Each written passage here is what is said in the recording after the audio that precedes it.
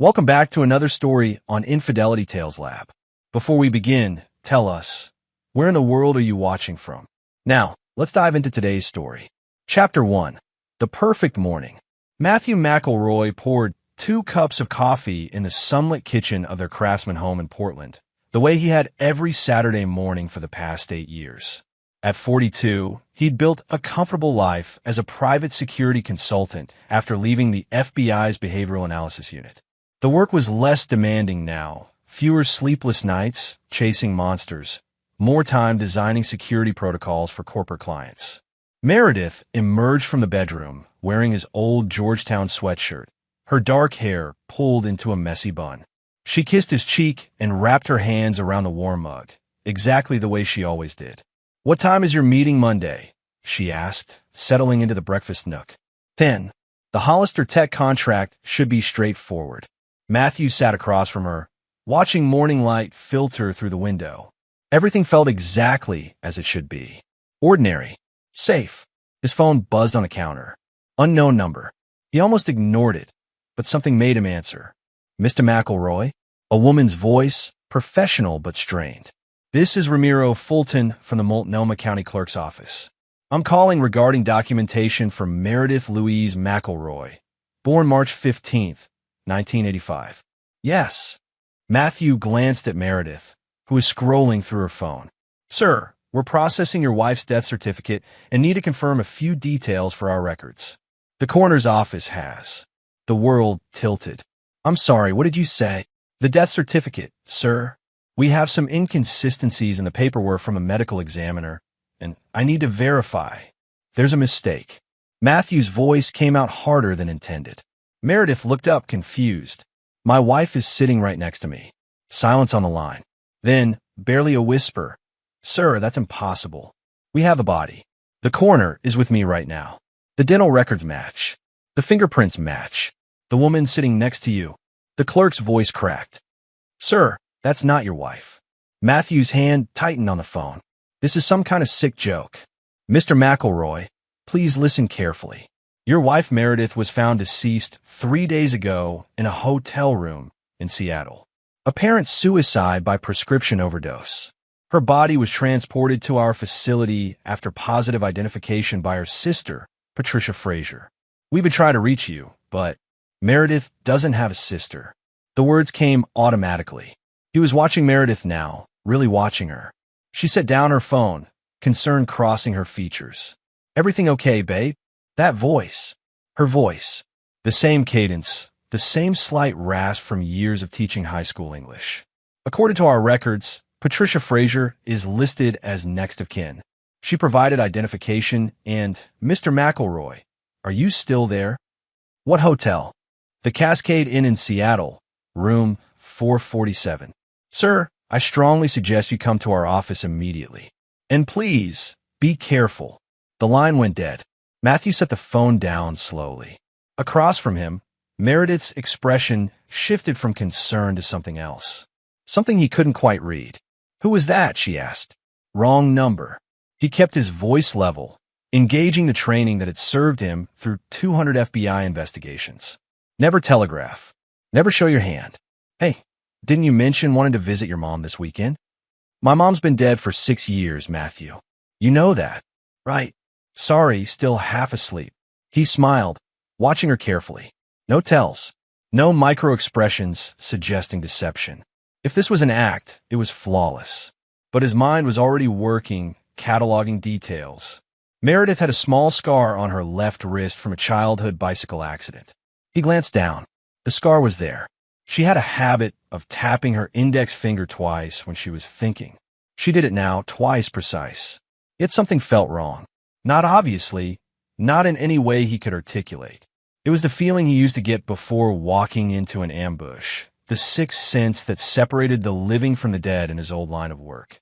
"I need to run to the office," he said, standing. "Forgot some files I need for Monday." "On Saturday morning? Won't take long." He kissed the top of her head, breathing in her shampoo. The same lavender scent. Everything the same, everything wrong. In the car, Matthew called his former partner at the FBI, Glenn Henderson. "McElroy, it's been months. You finally admitting you missed the bureau." Glenn, I need you to run something for me. Quietly, the levity drained from Henderson's voice. What's going on? Check if there's a Jane Doe or any deceased female matching my wife's description process through Seattle or Portland in the last week. Jesus, Matt. Is Meredith? Just check. And Glenn, don't call my house. I'll call you back in 30 minutes. Matthew drove to his office, a small suite in a downtown high-rise. He unlocked the door and went straight to his private server, the one with files he'd kept from his FBI days. Files he probably shouldn't have, but couldn't bring himself to destroy. 7 years ago, Matthew had been the lead agent on a case that made national headlines. Roger Fletcher, a charismatic con artist who'd orchestrated an elaborate identity theft ring that destroyed dozens of lives. But Fletcher wasn't just stealing money. He was stealing entire identities, creating perfect duplicates of people, then systematically destroying the originals. His victims often ended up dead, their deaths staged as suicides or accidents while Fletcher's accomplices assumed their lives. Matthew had spent 18 months building the case. The breakthrough came when they discovered Fletcher's daughter, Rachel Fletcher Kirby, was his primary accomplice. She was a former theater actress turned master of disguise, able to study and replicate anyone with frightening accuracy. Both were convicted. Roger got 25 years. Rachel got 15. Matthew pulled up the parole database with access credentials that should have expired but hadn't. He typed in Rachel Fletcher Kirby's inmate number. Status: released on parole. Date: 3 months ago. His phone buzzed. Henderson. Matt, I've got something. Jane Doe found in the Cascade in 4 days ago. Ruled probable suicide pending toxicology. Dental records came back this morning with a positive ID. Henderson paused. It's Meredith McElroy. You're Meredith. The me has her body right now. Matthew's hands went cold. Description: 5'7", brown hair, brown eyes. Distinguishing marks include a scar on the left wrist and, Matt, this doesn't make sense. The fingerprints match your wife's DMV records. Who identified the body? A woman named Patricia Frazier, claiming to be the deceased sister. Matthew pulled up Patricia Frazier's known associates from the Fletcher case files. His stomach dropped. Patricia Frazier was Rachel Fletcher Kirby's cellmate for 3 years. Released on the same day. Glenn, I need you to listen very carefully. Roger Fletcher's daughter is out, and I think she's in my house right now, living as my wife. Chapter 2. The Evidence. Matthew sat in his car outside his own home for 20 minutes, watching the windows. The woman inside moved through the kitchen, putting away dishes. From this distance, she looked exactly like Meredith. Moved like Meredith. Was Meredith in every measurable way. Except Meredith was dead. His phone rang. A blocked number. Hello, Matthew. The voice was male, smooth, cultured. A voice Matthew had heard in countless interrogation recordings. I imagine you're having quite the morning. Fletcher. Roger Fletcher laughed. Still sharp as ever. That's good. You'll need to be. You're violating parole by contacting me. Am I? Prove it. This is a burner phone in a very public place. But let's not waste time on trivialities. I wanted to call and thank you personally. For what? For the 7 years you took from me. 7 years in a cage. Matthew, thinking about what you destroyed. My business, my freedom, my daughter's future. Do you know what prison does to a man like me? I had time to plan. Time to perfect the art of revenge. Matthew's jaw clenched. Killing my wife and having your daughter impersonate her. Creative. Killing? Such ugly words. Your wife made certain choices, let's say. As for the rest, can you prove any of it? Will anyone believe the esteemed former FBI agent when he claims his wife is an imposter? When all evidence suggests she's exactly who she appears to be. What do you want, Fletcher? I want you to suffer. I want you to experience the slow dissolution of everything you built while I watch my life crumble. But here's the beautiful part. I won't lift a finger. You'll destroy yourself, Matthew. You'll become increasingly paranoid, erratic. You'll accuse your loving wife of being an imposter. People will think you're having a breakdown. Your reputation will collapse. Your business will fail. And when you're isolated and broken, when no one believes a word you say, that's when Rachel will leave you. Not before extracting every cent An asset you possess, of course. I'll prove it. Will you? How? DNA tests can be switched. Experts can be bought. And my daughter has studied Meredith for 6 months. She knows things only your wife would know. Memories, habits, intimate details. Can you really be certain of the difference? The line went dead. Matthew drove to the Multnomah County Coroner's office. The clerk, Ramiro Fulton, met him in a small, sterile waiting room. He was a thin man in his 50s, clearly uncomfortable. Mr. McElroy, I'm sorry for the shock this morning. The situation is highly unusual. I want to see the body. Fulton's eyes widened. Sir, I don't think. Now, 10 minutes later, Matthew stood in the viewing room, separated from the examination table by a glass partition. The coroner, a severe woman named Dr. Elsa Hawkins, pulled back the white sheet. Matthew's knees buckled. It was Meredith. His Meredith, pale and still, her features arranged in an expression of terrible peace. I need a moment alone, he managed. Dr. Hawkins nodded and exited. Matthew pressed his hand against the glass, his analytical mind warring with his breaking heart. The scar on the wrist, present. The small birthmark near her collarbone, present. The slight crook in her left pinky from a break that never set quite right there. But if this was Meredith, then who was in his house? His phone buzzed. A text from an unknown number. A single image, a photograph of Matthew and Meredith from their honeymoon in Santorini, taken 8 years ago at sunset. Below it, a message. She told me everything about this day. The proposal. How you burned the dinner reservations and ended up eating gyros on the beach. How she wore that blue sundress you loved. The way the wind caught her hair when you said you'd love her forever. I know it all, Matthew. Every moment. Every secret. Every fear. Can you really tell the difference? A second text. Go home to your wife. Act normal. Because if you don't, if you make a single move against me or contact the police, I disappear and your life becomes a living hell. You'll be the crazy man who murdered his wife and claimed an imposter replaced her. Who would believe such a story? Matthew steadied himself. Fletcher was right about one thing. He needed proof that would hold up. DNA could be manipulated, especially with the right connections. But there were other ways. He called Glenn Henderson. I need everything you can find on Rachel Fletcher Kirby's activities since her release. Cell phone records, credit cards, known associates. And I need to know who Patricia Frazier really is. Matt, this is insane. You're saying your wife. My wife is dead, Glenn.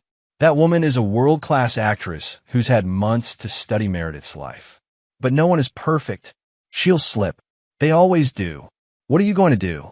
What I do best. Profile the predator. Matthew went home. The woman he'd left that morning, Rachel, he had to think of her as Rachel now, was reading in the living room. She looked up with a warm smile. That took a while.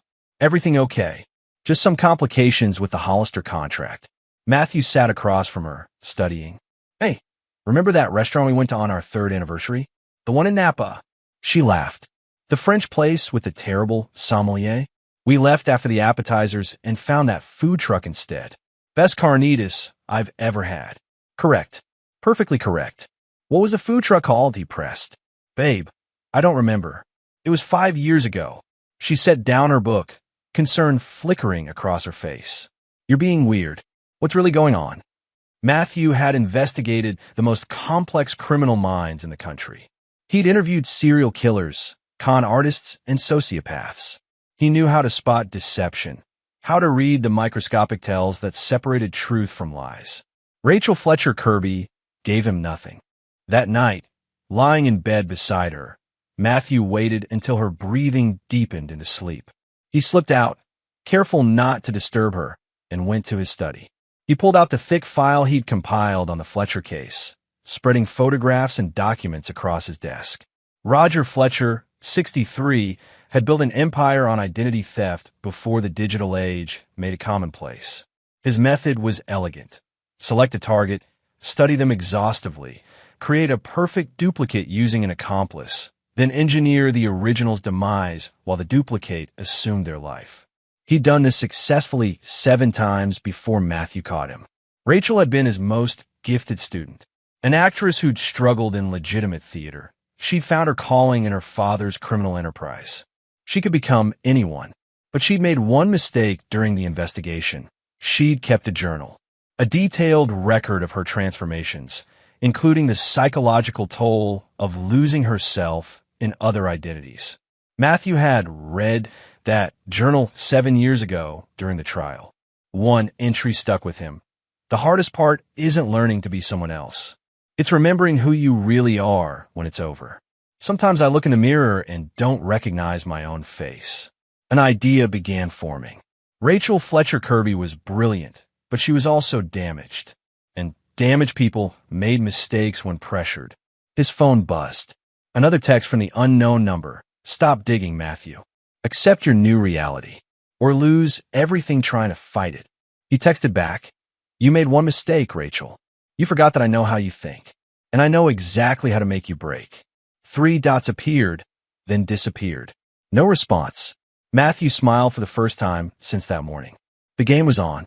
Chapter 3, The Sister. Sunday morning arrived with uncomfortable normalcy. Rachel. Matthew forced himself to think of her by her real name. Made breakfast, Eggs Benedict, Meredith's specialty. The hollandaise was perfect. I was thinking, she said, pouring orange juice. Maybe we should visit my mom's grave this week. I haven't been in a while, and I feel guilty. Matthew watched her carefully. Meredith's mother, Dorothy O'Neill, was indeed buried at Riverview Cemetery. But Meredith had never called her mom always my mother or Dorothy after their complicated relationship deteriorated in Meredith's teens. Sure, he said. We could go Tuesday. She smiled, and for a moment Matthew felt a pang of doubt. What if the coroner made a mistake? What if he was losing his mind, seeing conspiracy where there was simple tragedy? Then his phone rang. Glenn Henderson. I'll take this outside, Matthew said, stepping onto the back deck. You were right, Glenn said without preamble. Patricia Fraser is deep in this. Real name Patricia Fraser Thompson. Served 8 years for fraud and conspiracy. She and Rachel Fletcher Kirby were cellmates at Coffee Creek Correctional. But here's where it gets interesting. Patricia has a brother. Who? Fernando Thompson. Guess what he does for a living? Tell me. He's a forensic technician. Works in the King County Medical Examiner's office. Seattle. The pieces clicked together. He falsified the identification on the Jane Doe. That's my guess, but proving it will be tough. The chain of custody looks clean on paper. And get this, Patricia Fraser filed the initial missing person report on Meredith McElroy. She claimed to be Meredith's estranged sister, said Meredith had been depressed and suicidal. Building a narrative, Matthew said. If I claim my wife is an imposter, they point to the body in Seattle with perfect forensic evidence, verified by a grieving sister. It's airtight, Matt. Fletcher knew what he was doing. What about Rachel's cell phone records? That's the problem. I can't access them without a warrant, and to get a warrant, I'd need probable cause. And right now, all evidence suggests your wife is exactly who she appears to be. Matthew thought for a moment. Can you trace Fletcher's known associates? Anyone who might visit him? I'll try, but he's been careful. No violations, model prisoner, early release. He covered his tracks. After hanging up, Matthew went back inside. Rachel was washing dishes, humming something familiar. He recognized it. A song Meredith used to hum while cooking. Another perfect detail. Hey, he said casually, my buddy Glenn wants a grab dinner this week. You remember Glenn, right? She turned, smiling. Of course. Your old partner from the FBI. The one with the terrible golf swing. That's him. He wants to bring his wife. What was her name again? Rachel's smile faltered for just a microsecond. Refresh my memory? Olivia. Matthew lied. Glenn had never been married. Right, Olivia. That sounds nice. The first crack.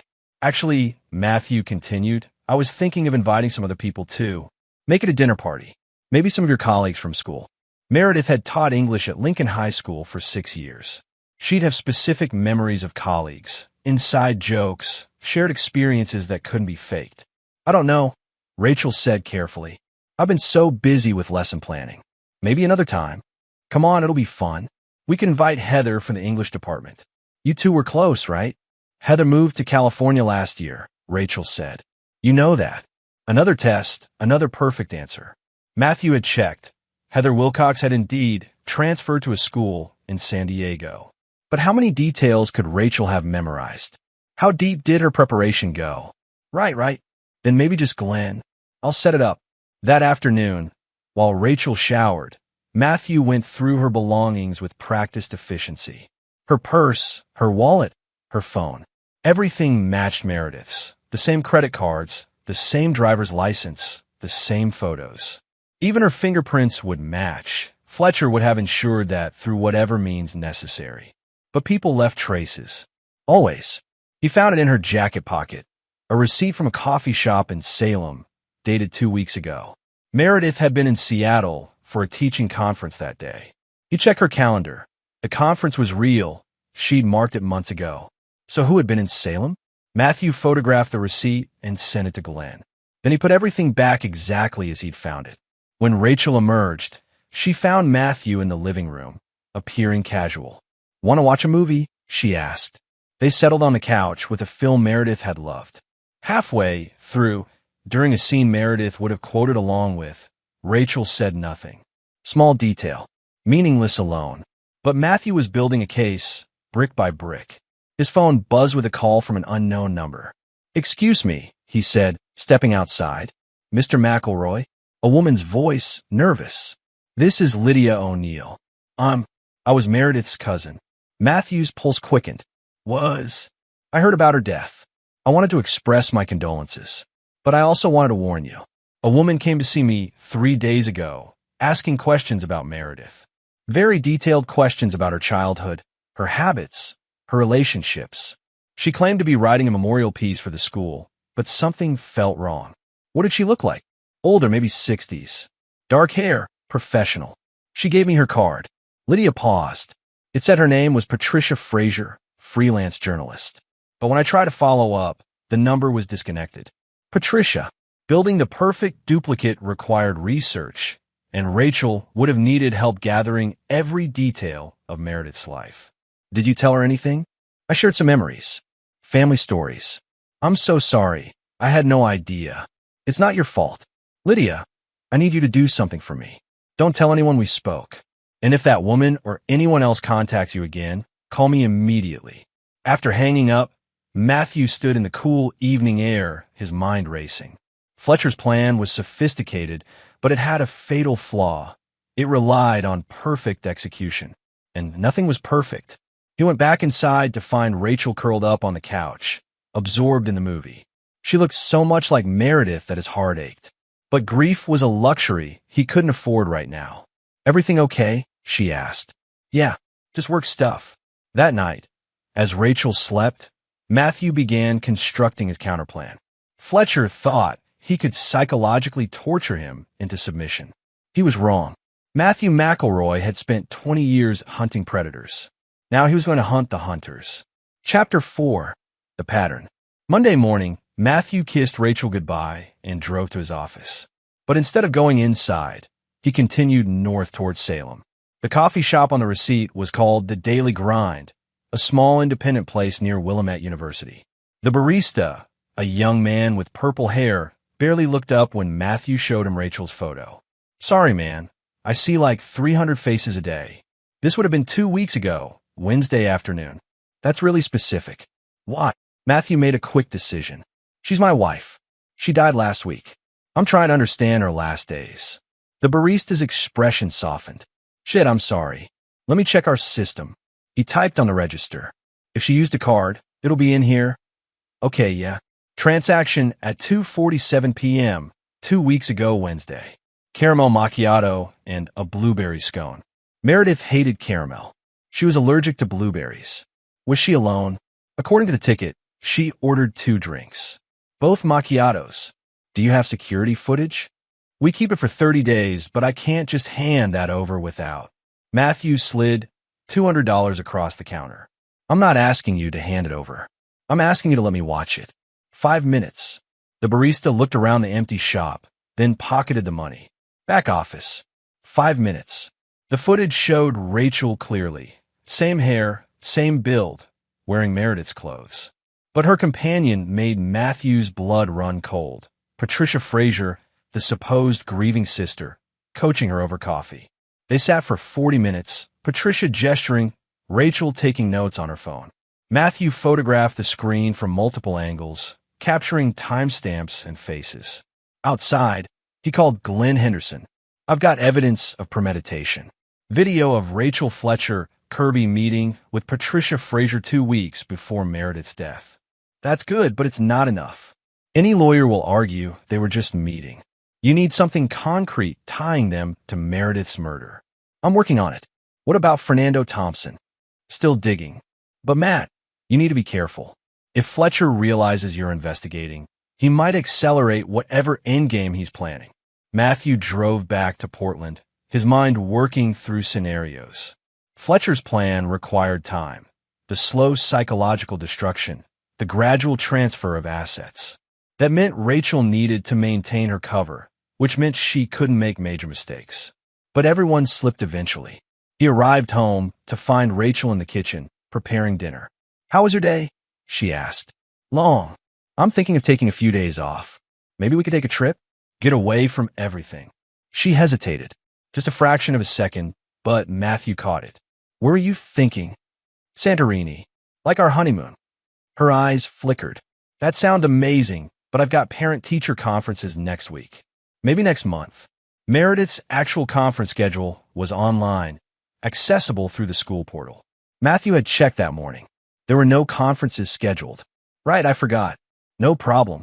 That evening, Matthew waited until Rachel was asleep, then went to the garage. Hidden behind his tool bench was a portable safe containing items from his FBI days, a backup weapon, surveillance equipment, and a burner phone. He powered it on and called a number he hadn't used in years. "McElroy," a gravelly voice answered. "Thought you went straight." "I need a favor, Clyde." Clyde Blankenship was a private investigator who operated in the gray spaces between legal and not. He owed Matthew 3 favors from a case that had gone sideways 5 years ago. "Name it." "I need surveillance on a woman. Discreet, professional. She can't know she's being watched." This related to that identity theft thing you're supposedly having a breakdown over. Matthew's jaw clenched. "How did you hear about that?" "Word travels. FBI agent claims his dead wife is an imposter."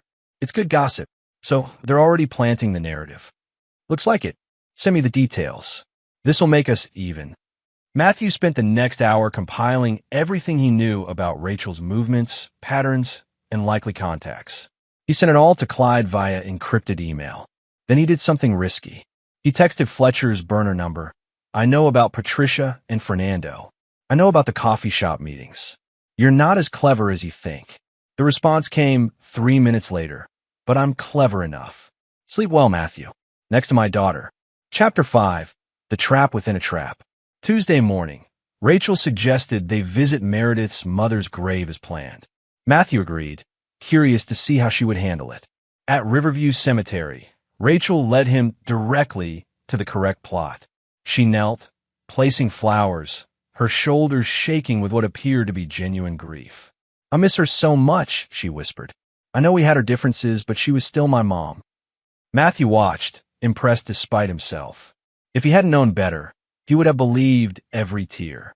They stood in silence for several minutes. Then Rachel said something that made Matthew's blood freeze. "Remember when we scattered her ashes at the coast? How the wind almost blew them back in our faces, and we couldn't stop laughing even though we felt terrible. It was a perfect memory, touching, personal, exactly the kind of thing Meredith would have shared with him. Except they hadn't scattered any ashes. Dorothy O'Neill was buried in the plot they were standing at." Matthew kept his expression neutral. "Yeah, that was something." Rachel had just made her first real mistake. In the car, Matthew called Glenn on speaker, as if catching up with an old friend. "Hey man, remember Meredith's mom's funeral? That was 6 years ago?" "7. Glenn corrected, playing along. "Traditional service, traditional burial." Meredith was adamant about that. Rachel shifted in her seat, nearly imperceptible. That afternoon, while Rachel was allegedly at school, Matthew received a call from Clyde. "Your girl met with someone interesting this morning. Guy named Roger Fletcher, fresh out on parole. They met at a park, talked for 20 minutes. Looked like a coaching session. Did you get photos?" Video. Want me to keep following? Absolutely. And Clyde? Be extremely careful. These people are dangerous. Matthew sat in his office, watching the surveillance video. Rachel and Roger, heads close together, speaking intently. Fletcher's body language was controlling, paternal. Rachel's was submissive, seeking approval. This wasn't just a revenge scheme. It was a father manipulating a damaged daughter into criminal conspiracy. An idea began forming. A dangerous idea, but potentially effective. What if Matthew didn't just defend against Fletcher's plan? What if he turned it against them? He called a lawyer he trusted, Andrew Dolan, who specialized in criminal defense. Andrew, hypothetically, if someone were to impersonate someone else, what would be the charges? Identity theft, fraud, potentially conspiracy to commit murder if the original person died under suspicious circumstances. Why? And if the impersonator were caught in the act, documented extensively, what would be the sentence? Federal charges, 15 to 25 years. More if murder's involved. Matt, what's going on? How do you feel about cases that make national headlines? Matthew laid out the situation, carefully editing to protect his investigation. Andrew listened without interrupting. Jesus Christ, Andrew said finally. This is insane, but if you can prove it, this is the kind of case that makes careers. What do you need from me? I need everything documented legally. Every conversation recorded with proper consent. Every piece of evidence, chain of custody clean. Because when this goes to trial, I want it airtight. You're planning something. I'm planning justice. But I need to do it right. That evening, Rachel came home tired, complaining about difficult students. Matthew ordered takeout, and they ate while watching TV, the picture of a normal couple. But Matthew was studying her, cataloging every detail. The way she held her fork, slightly different from Meredith. The way she laughed at jokes, almost right, but the timing was off by a fraction. Small things, individually meaningless. Collectively damning. His phone buzzed. A text from Fletcher. You're playing a dangerous game, Matthew. One you can't win. Matthew replied. You taught Rachel to be someone else. But did you teach her how to handle pressure? How to maintain a lie when everything's falling apart? Because I'm going to systematically destroy her cover, and there's nothing you can do to stop me. No response. Good. Let Fletcher worry. Wednesday morning, Matthew suggested a dinner party for Friday night. I've been thinking about what you said about reconnecting with people. Let's invite some of your colleagues from school. Rachel looked uncomfortable. I don't think. Come on, it'll be fun. I'll handle all the planning. You just show up and be yourself. The word yourself hung in the air. Okay, she said finally, if you really want to. Matthew spent Wednesday and Thursday carefully planning. He contacted 4 teachers from Lincoln High School, real colleagues of Meredith's, and invited them to a memorial dinner. He told them the truth. His wife had died, and he wanted to honor her memory with people who knew her best. They all agreed to come. He didn't tell Rachel the dinner was a memorial. Let her think it was a normal social gathering. Friday afternoon, Matthew set up recording equipment throughout the house, audio and video, all legally documented with proper signage at the entrance. He was betting Rachel wouldn't notice the small notices or would think them part of his security business. The guests arrived at 7. Matthew watched Rachel's face as she recognized them. Teachers who knew Meredith intimately, who would immediately spot inconsistencies. Heather, Rachel said, embracing a woman who looked confused. I'm sorry. Do we know each other? The woman asked. I'm Jackie Cabrera. I teach history. Rachel's smile faltered. Of course I'm sorry. Pregnancy brain. Meredith wasn't pregnant. Matthew saw Jackie's eyebrows raise. Throughout dinner, Matthew asked innocent questions designed to trap Rachel. Hey, honey, tell everyone about that student who wrote the amazing essay on Gatsby. What was his name? David. Rachel guessed. Actually, one of the teachers said, I think you're thinking of the girl, Sophia. She won that scholarship based on that essay. Right, Sophia. I'm so scattered lately. Matthew watched Rachel unravel slowly over 2 hours. Small mistakes, minor inconsistencies, nothing obvious to the casual observer.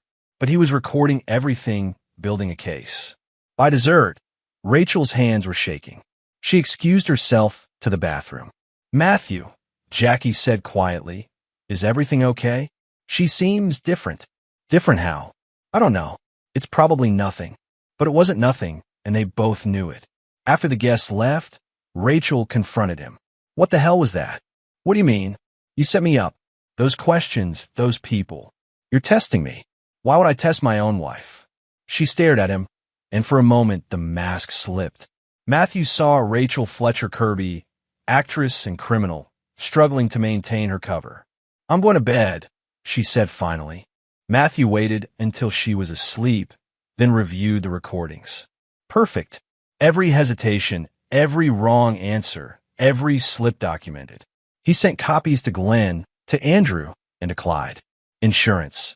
In case Fletcher tried to destroy the evidence. Then he texted Fletcher, your daughter failed tonight. Spectacularly. And I have it all on video. Want to talk surrender terms? The response was immediate. You're bluffing. You have nothing that would hold up in court. Matthew replied, try me. I'm 2 steps ahead of you, Roger. I always have been. His phone rang. Fletcher, calling from yet another burner. You think you're clever, Fletcher snarled. But you're forgetting one thing. I don't care about Rachel. She's a tool. If she burns, I'll walk away clean. Can you live with that? Sending that damaged girl to prison while I remain free. I'll find a way to get you both. You can't. I've covered every track. But here's what I can do. I can make sure that when this falls apart, you're the one who looks crazy. The FBI agent who murdered his wife in a jealous rage, then constructed an elaborate conspiracy theory to cover it up. Patricia will testify she saw you arguing with Meredith. Fernando will provide forensic evidence you tampered with. The narrative is ready, Matthew. All I have to do is activate it. The line went dead. Matthew sat in the dark, thinking. Fletcher was right about one thing. If this went to trial as is, the case was complicated. But he had one advantage Fletcher didn't know about. He was willing to go further than anyone expected. Chapter 6. The Breaking Point. Saturday morning, Matthew woke to find Rachel already dressed, sitting on the edge of the bed. We need to talk, she said. About what? About what you're doing. About what you think is happening. Her voice was different, harder, less like Meredith. I know you've been investigating. I know about the recordings from last night. Matthew sat up slowly. Ow, because I'm good at what I do. I saw the cameras. I saw the legal notices. You think you're so smart, but you telegraphed every move. She stood, pacing. Here's what's going to happen. You're going to stop this investigation. You're going to accept reality. Or I walk away right now, and you'll never prove anything. You can't leave. You're in too deep. Am I? Roger has contingencies. We always do. I can disappear, become someone else. I've done it before. She looked at him, and her expression was almost pitying. You could have just accepted this, Matthew. You could have had a life with me. I studied Meredith for months. I can be her better than she was. You really believe that? I know it. She was weak, Matthew. Depressed, anxious, always second-guessing herself. I'm stronger, better. You just can't see it because you're stuck in the past. Matthew stood, closing the distance between them. You want to know what I see? I see a woman so broken that she doesn't know who she is anymore. Your father destroyed you, Rachel, made you into his tool. And now you're so deep in this lie that you can't find your way out. For a moment, something flickered in her eyes. Vulnerability, maybe, doubt, then hardened. You're wrong. Am I? Then prove it. Walk out that door right now. Disappear. But we both know you can't, because Roger won't let you. This was never about you getting a new life. It was about him using you to destroy me. Rachel's hand moved to her purse. Matthew saw the shape of a gun. Don't, he said calmly. You shoot me, and Roger's whole plan falls apart. The investigation focuses on you. The recordings prove premeditation. You go away for life. Maybe I don't care anymore. Yes, you do. Because despite everything, you still want your father's approval. You're still that girl trying to please him, trying to be good enough. Matthew's voice softened.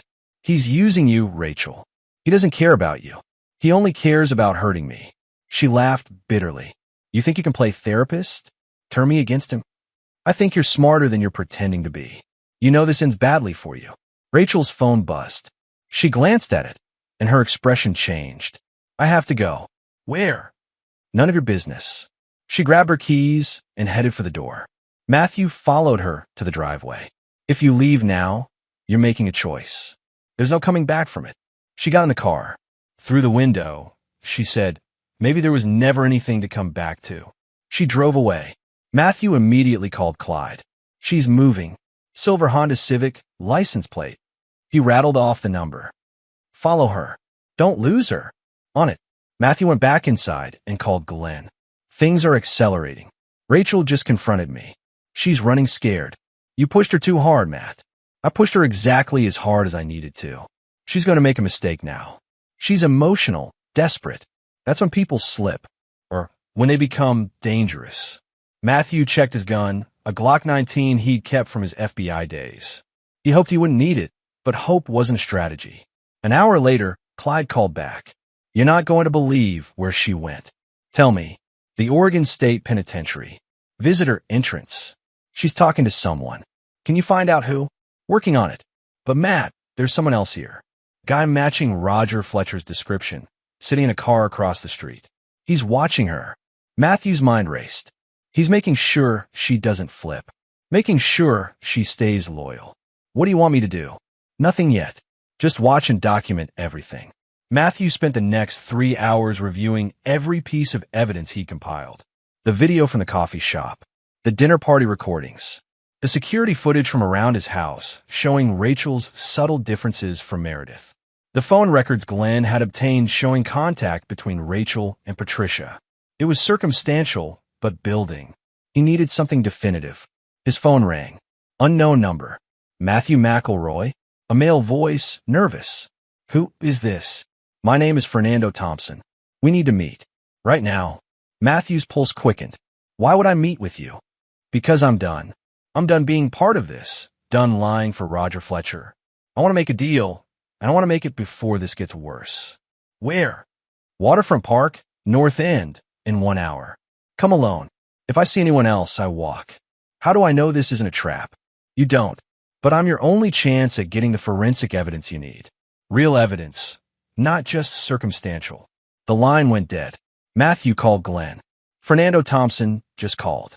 Says he wants to deal. It's a trap, Matt. Probably. But I'm going anyway. Then I'm coming with backup. No. He said alone. If he bolts, we lose our best witness. Matthew.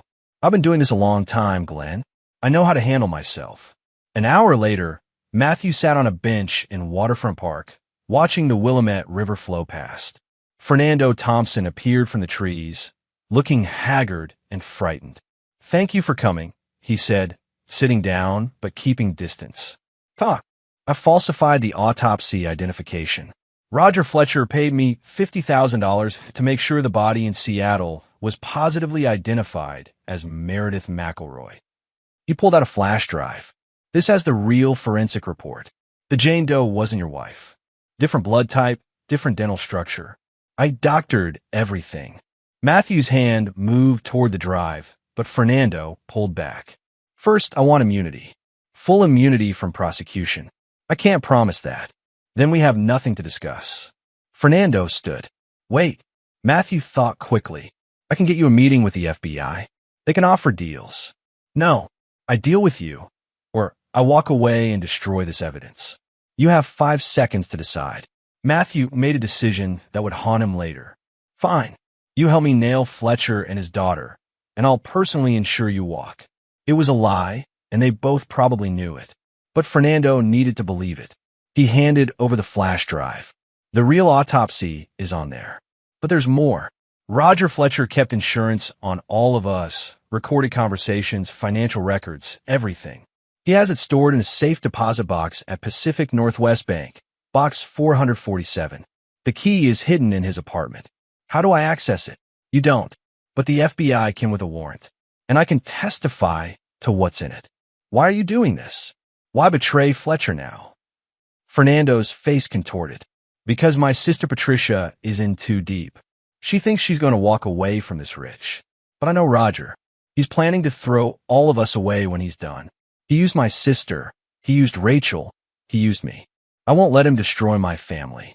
Where's Patricia now? Safe house in Seattle. She doesn't know I'm here. Matthew studied Fernando's face, looking for deception. He found only fear and desperation. Okay, here's what happens next. You're going to meet with FBI Special Agent Glenn Henderson. You're going to tell him everything. And you're going to testify against Fletcher when this goes to trial. And my immunity? I'll do everything I can. Fernando nodded shakily. There's one more thing. Roger is planning something big. Soon. He told Patricia it's the final act. I don't know what it means, but it scared her. Matthew's phone buzzed. A text from Clyde. Rachel left the prison. Heading your direction. Fast. You need to leave now, Matthew told Fernando. Meet me at the FBI field office in 2 hours. Fernando disappeared into the trees. Matthew opened the flash drive on his phone and found hundreds of files, autopsy reports, bank statements, recorded conversations. Everything they needed. Then he saw Rachel's car pull into the parking lot, moving too fast. She got out, and she was holding a gun. Chapter 7. The Confrontation. Put the phone down, Matthew. Rachel walked toward him, the gun steady in her hands.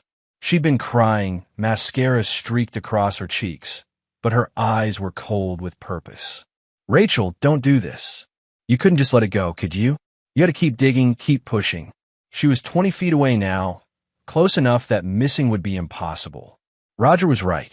You're too dangerous to leave alive. Matthew stood slowly, hands visible. So, this is the final act Fernando mentioned? Kill me, stage it as a suicide, and disappear? Something like that. She laughed, a broken sound. You were right earlier. I am my father's tool. I always have been. And, you know what the funny part is? I actually started to like being Meredith. Started to like being someone normal. Someone who had a life that made sense. Then put the gun down. Testify against Roger. You don't have to be his puppet anymore. You really think it's that simple? I could just walk away. Rachel's hand trembled. I killed her, Matthew. Your real wife. I was there when Patricia gave her the pills, when we watched her slip away. I held her hand as she died and told her it would all be okay. I'm a murderer. Matthew felt rage and grief war inside him, but he forced his voice to stay calm. Ow! Patricia befriended her 6 months ago, became her therapist, her confidant, convinced her she was depressed, prescribed medication. Except the medication was slowly poisoning her, making her genuinely suicidal. By the end, she wanted to die. She begged us to help her. Rachel's voice broke. So we did. Jesus Christ. We took her to Seattle, to that hotel room. Made it look perfect. I watched her take those pills, watch her drift away, and all I could think was, finally, I get to become someone real. Someone loved. Matthew saw genuine anguish in her eyes, and despite everything, felt a flicker of pity. Rachel, you're a victim too. Fletcher destroyed you. No, she screamed it, the gun wavering. Don't you dare pity me. I made my choices. I'm good at this. I became Meredith better than she ever was. You made mistakes. The ashes. The conference schedule. The dinner party. Because you wouldn't stop testing me. Because you made me paranoid. She steadied the gun. But none of that matters now. You die here, and I disappear. Roger has it all planned. Fernando's testimony won't hold up. We have insurance on him too. And Patricia will never talk. You're wrong about Fernando. He already gave me everything. Rachel's eyes flickered to Matthew's pocket, where his phone was recording. You're lying. Am I? Check your own phone. Roger's been monitoring all of us. He knew Fernando was wavering. That's why you're really here, to clean up loose ends before Fernando could talk. Doubt crossed her face. She pulled out her phone with her left hand, keeping the gun trained on Matthew with her right. What she didn't see was Clyde Blankenship emerging from the trees behind her with a taser. Drop it, Clyde shouted. Rachel spun, firing instinctively. The shot went wide. Clyde fired the taser, but Rachel twisted, avoiding the probes. She ran toward her car, and Matthew sprinted after her. She was fast, but he was faster, tackling her before she reached the vehicle. The gun skittered across the pavement. They struggled. Rachel fought with desperate strength, catching Matthew with an elbow to the ribs. He rolled, putting her in a control hold he'd learned in FBI training. It's over, he said. Sirens approached. Glenn had been listening after all, probably through Matthew's phone. Squad cars flooded the parking lot. Rachel stopped struggling. She started laughing, a terrible sound. You think this is over? Roger planned for this. He always plans for everything. You won, Matthew, but it cost you everything. Your wife is dead. Your life is destroyed. Was it worth it? Matthew looked down at her. This woman who wore his wife's face, who'd studied every detail of the woman he loved just to destroy him, and felt nothing but emptiness. Yes, he said, it was worth it. Chapter 8. The Evidence. The FBI interrogation room was cold and sterile. Matthew sat across from Rachel Fletcher Kirby, now in handcuffs and an orange jumpsuit. Glenn stood in the corner, watching. Andrew Dolan had advised against this meeting, but Matthew needed closure. You got your deal, Matthew said. Full testimony against Roger Fletcher in exchange for a reduced sentence. 15 years instead of life. Rachel looked older without makeup, without the mask. More like herself, whoever that was. 15 years is still a long time. It's better than you deserve. Maybe. She met his eyes. I know you won't believe this, but I'm sorry. About Meredith. About all of it. Don't insult her memory by pretending you cared. But I did in a way. The more I studied her, the more I understood why you loved her. She was kind, patient, everything I'm not. Rachel's voice dropped. Sometimes I think about what my life might have been if I'd met you first.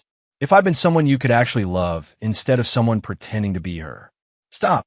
It's true, though. This whole thing, it wasn't just about Roger's revenge. Part of me wanted to know what it felt like to be loved like that. To be someone worth loving. Matthew stood. Tell me everything you know about Roger's plans. Every detail. Over the next hour, Rachel laid it all out.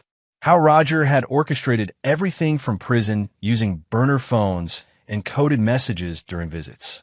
How Patricia had systematically befriended Meredith, earning her trust over months. How Fernando had been coerced into helping through threats against his family. But the most damning revelation was this. Roger Fletcher had intended to kill Matthew eventually. The psychological torture was just the beginning. Once Matthew was sufficiently isolated and desperate, Roger planned to have Rachel murder him and stage it as a murder-suicide. Matthew killing his wife before taking his own life, the tragic end of a man driven mad by paranoia. He wanted you to suffer first, Rachel said, to experience the same isolation and helplessness he felt in prison. Your death was always part of the plan. I was just supposed to keep you alive long enough to break you completely. When were you supposed to kill me? Next week. On your anniversary. Roger thought that would be poetic. Glenn stepped forward. We need to move on Fletcher now. If he realizes Rachel's been arrested, he'll run. He won't run, Rachel said. He's too arrogant. He'll think he can talk his way out of this. But there's something you need to know. Roger has a final contingency. If everything falls apart, he has one last play. What is it? I don't know exactly. He never told me details. But he said if he goes down, he's taking others with him. Important people. People with power. Matthew and Glenn exchanged looks. He has blackmail material? He spent 7 years in prison with white-collar criminals, corrupt politicians, dirty cops. He collected insurance on all of them. If you move on him, he'll release everything. Let him, Matthew said. I don't care who goes down with him, as long as he goes down. After leaving the interrogation room, Glenn pulled Matthew aside. The flash drive Fernando gave you is gold.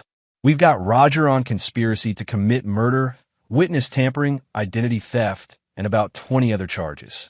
But we need to move carefully. If he really does have political connections. I said I don't care. Matt, think about this. If Fletcher starts naming names, this becomes bigger than just your case. It could blow up into a massive corruption scandal. The Bureau will want to handle it delicately. There's nothing delicate about what he did to Meredith. Nothing delicate about what he put me through. Matthew's voice was steel. You can play politics if you want. I'm going to end him. What are you planning? Justice. That night, Matthew sat in his empty house, surrounded by photographs of Meredith. The real Meredith, not the imposter who'd worn her face. He picked up a photo from their honeymoon, the exact moment referenced in the text Rachel had sent him. Meredith laughing, her hair caught in the wind, happiness radiating from her eyes. She deserved better than this. Better than being murdered by strangers. Better than having her identity stolen. Better than having her husband spend weeks living with her killer. His phone rang. Unknown number. Hello, Matthew. Roger Fletcher, still playing his games. I hear you've been busy. It's over, Fletcher. Rachel's talking. Fernando's talking. We have everything. Do you? That's interesting. Because I just received word that my daughter was arrested, and I wanted to make you an offer. I'm not interested in deals. You should be, because in about 30 seconds, I'm going to send an email to 50 different news organizations and government agencies. That email contains evidence of corruption involving 2 senators, for congressmen, 3 federal judges, and a dozen law enforcement officials. Careers will end. Families will be destroyed. The entire Pacific Northwest political establishment will implode. So what? They're corrupt. Let them burn. But here's the catch. Mixed in with the real evidence is manufactured evidence implicating you. Photoshop documents showing you took bribes during your FBI days. Fake recordings of you discussing illegal activities. Your reputation will be destroyed alongside theirs. Matthew's hand tightened on the phone. You're bluffing. Am I? I had 7 years to prepare this, Matthew. 7 years to make sure that if I went down, I took everyone with me, including you. So here's my offer. Drop the charges against Rachel. Let us disappear, and I'll delete the email. Everyone goes back to their normal lives. Except Meredith. She doesn't get a normal life. She's dead because of you. Casualties happen. Think carefully about your next move. The line went dead. Matthew sat in silence, thinking. Fletcher was forcing him to choose justice for Meredith or protecting innocent people from scandal. It was the kind of impossible choice that broke lesser men. But Matthew McElroy wasn't a lesser man. He called Andrew Dolan. I need you to do something for me. Something that might be illegal. I'm listening. I need you to find someone who can trace an email before it's sent. Someone very good at computer forensics. Matt, if you're planning what I think you're planning, can you do it or not? A pause. I know someone. Former NSA. He owes me. Get him. I need to find Roger Fletcher's computer or phone before he sends that email. Matthew made 3 more calls. The first to Glenn, giving him Fletcher's location based on call triangulation. The second to Clyde, hiring him for one final surveillance job. The third to Fernando, asking for any information about Roger's digital habits. Then he did something he hadn't done in years. He prayed, not for himself, but for the strength to finish this without becoming the monster Fletcher wanted him to be. Chapter 9. The Fall. The raid on Roger Fletcher's apartment happened at dawn. FBI agents, Matthew, and Glenn stood outside the modest complex where Fletcher had been living since his release. The warrant was solid, based on Fernando's testimony and the evidence from the flash drive. Remember, Glenn said to Matthew, you're here as a civilian consultant. Don't do anything stupid. Define stupid. Anything that jeopardizes the case. They breached the door. The apartment was empty, but Fletcher had clearly left in a hurry. Clothes scattered, drawers hanging open. On the kitchen table, they found a laptop, still warm. Andrew's computer forensics expert, a nervous man named Paul Melton, immediately got to work.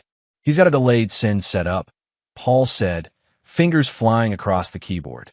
Email scheduled to deploy in. He checked his watch. 47 minutes. Can you stop it? I can try. But the encryption is sophisticated. Military grade. This'll take time. Matthew's phone buzzed. A text from an unknown number. Looking for me? I'm already gone. But don't worry. We'll see each other again.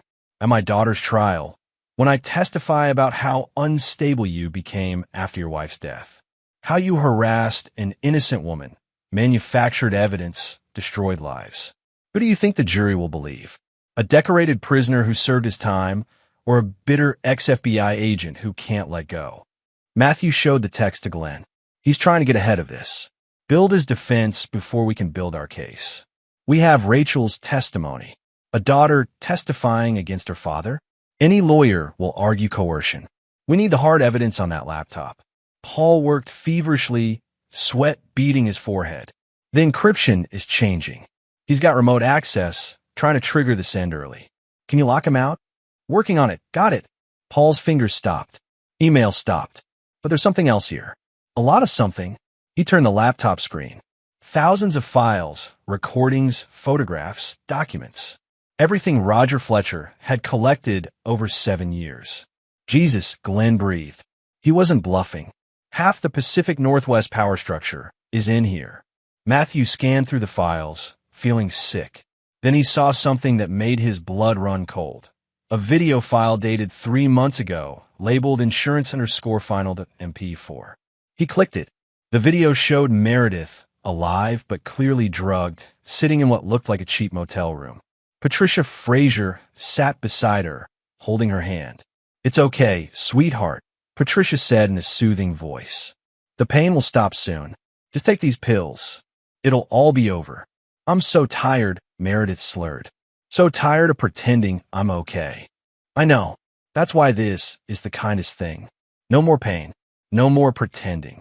Meredith took the pills, one by one, while Patricia stroked her hair.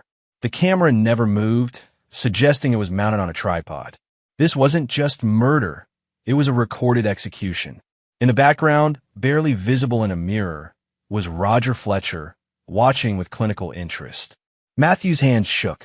He'd seen a lot of horror in his FBI career, but nothing had prepared him for watching his wife's final moments, for seeing the calculated cruelty of her murder. "Matt," Glenn said gently, "you shouldn't watch this. I need to see it.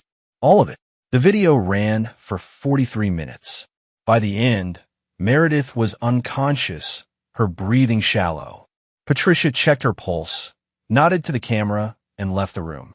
The recording continued for another hour, documenting Meredith's death with terrible precision. Then the video cut to a new scene.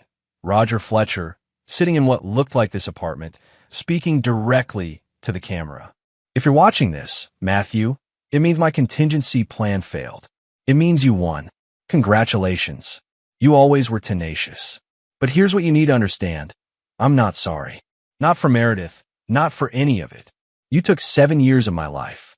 I took the person you loved most. We're even now." He leaned closer to the camera. "But it doesn't end here. Even if I go to prison, even if I die there, this case will haunt you. Every time you close your eyes, you'll see her face. You'll wonder if you could have saved her, if you'd been smarter or faster. The guilt will eat you alive. I've studied you, Matthew. I know how your mind works. This victory will destroy you more surely than any defeat." Fletcher smiled. "See you in court." The video ended. Matthew stood in silence for a long moment. Then, with deliberate control, he said, "Paul, make 100 copies of everything on this laptop. Send them to the FBI, the DOJ, every news organization you can think of. Roger Fletcher wanted to burn down the establishment. Let's give him what he wants." "Matt, think about this," Glenn protested. "The blowback. I don't care. Everyone on this laptop earned their exposure. Fletcher thought he could blackmail us into letting him go. He's wrong. What about the manufactured evidence against you? We'll deal with it. I've got nothing to hide." Matthew looked at the frozen image of Fletcher on the screen. "But he does, and I'm going to make sure the entire world sees it." Over the next 6 hours, the story exploded. News of the corruption scandal broke like a tsunami, engulfing politicians and officials across 3 states. But the headline that dominated every outlet was different. FBI agent solves own wife's murder, exposes massive identity theft ring. Roger Fletcher was arrested at a bus station in California, trying to flee to Mexico. His arrest was filmed by a dozen news cameras. When FBI agents cuffed him, one reporter shouted, "Mr. Fletcher, what do you say to Matthew McElroy?" Fletcher looked directly into the camera and smiled. "I say, was she worth it?" The trial lasted 6 weeks. Rachel Fletcher Kirby testified against her father, describing in detail how he'd manipulated her since childhood, grooming her to become his accomplice. Patricia Frazier took a plea deal, confirming everything. Fernando Thompson provided forensic evidence of the falsified autopsy. But it was the video that sealed Roger Fletcher's fate. The jury watched Meredith's murder, watched Fletcher's confession, and deliberated for less than 2 hours. Guilty on all counts. At sentencing, the judge gave Fletcher natural life without possibility of parole. But before the bailiffs took him away, Fletcher requested to make a statement. "I'd like to address Mr. McElroy directly," he said.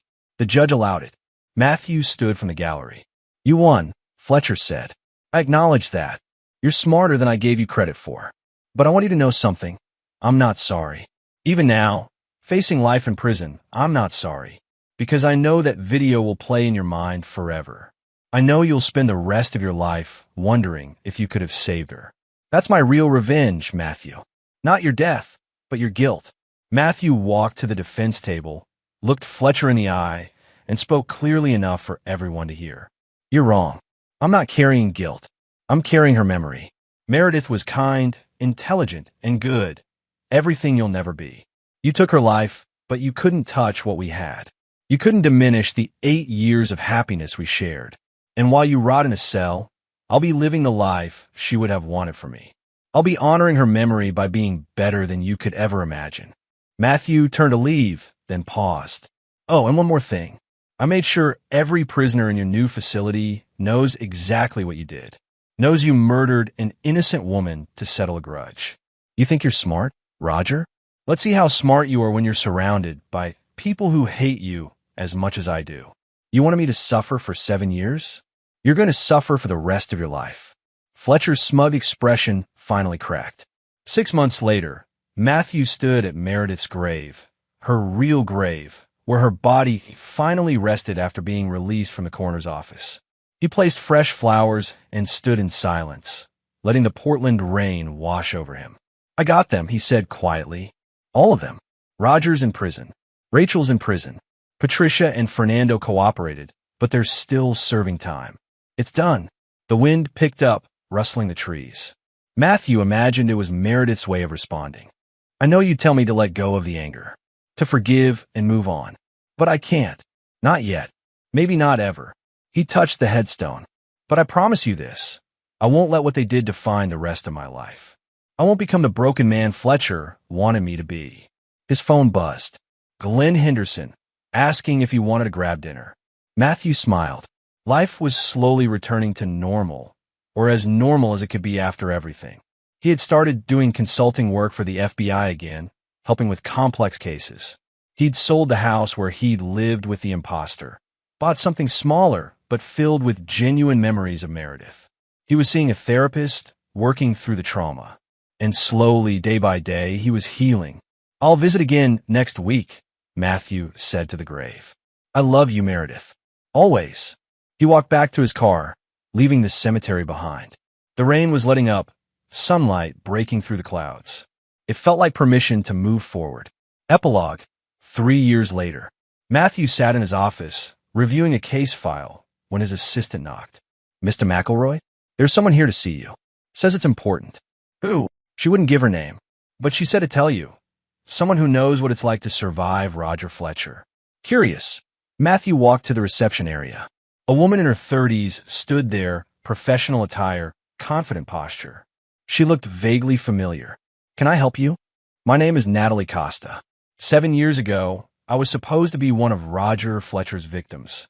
He targeted me, studied me, planned to replace me. But he got arrested before he could finish.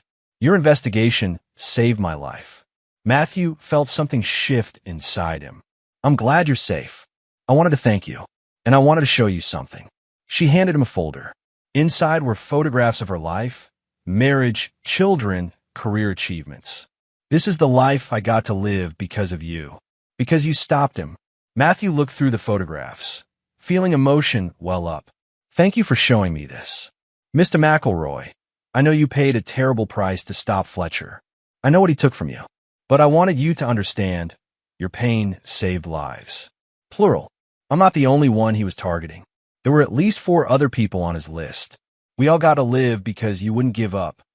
After Natalie left, Matthew sat alone in his office, thinking about Fletcher's final words. The man had been wrong about so many things, but especially about guilt destroying Matthew.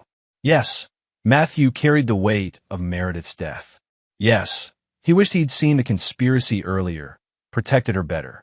But he also carried something else, the knowledge that he'd fought for justice and won, that he'd stopped a monster from destroying more lives. Roger Fletcher was rotting in prison, tormented by inmates who knew exactly what he was. Rachel Fletcher Kirby was serving her sentence, finally receiving the psychological help she'd needed her whole life. The corrupt officials Fletcher had blackmail material on had been exposed and faced their own consequences. And Matthew? Matthew was still standing. Scarred, changed but unbroken. He picked up his phone and called Glenn. "Hey, want to grab that beer we keep talking about? Thought you'd never ask." As Matthew locked his office and headed out into the evening, he thought about Meredith one last time. Not with crushing grief, but with gratitude for the time they'd had. With determination to honor her memory by living well, by being the man she'd loved. Roger Fletcher had wanted to destroy him.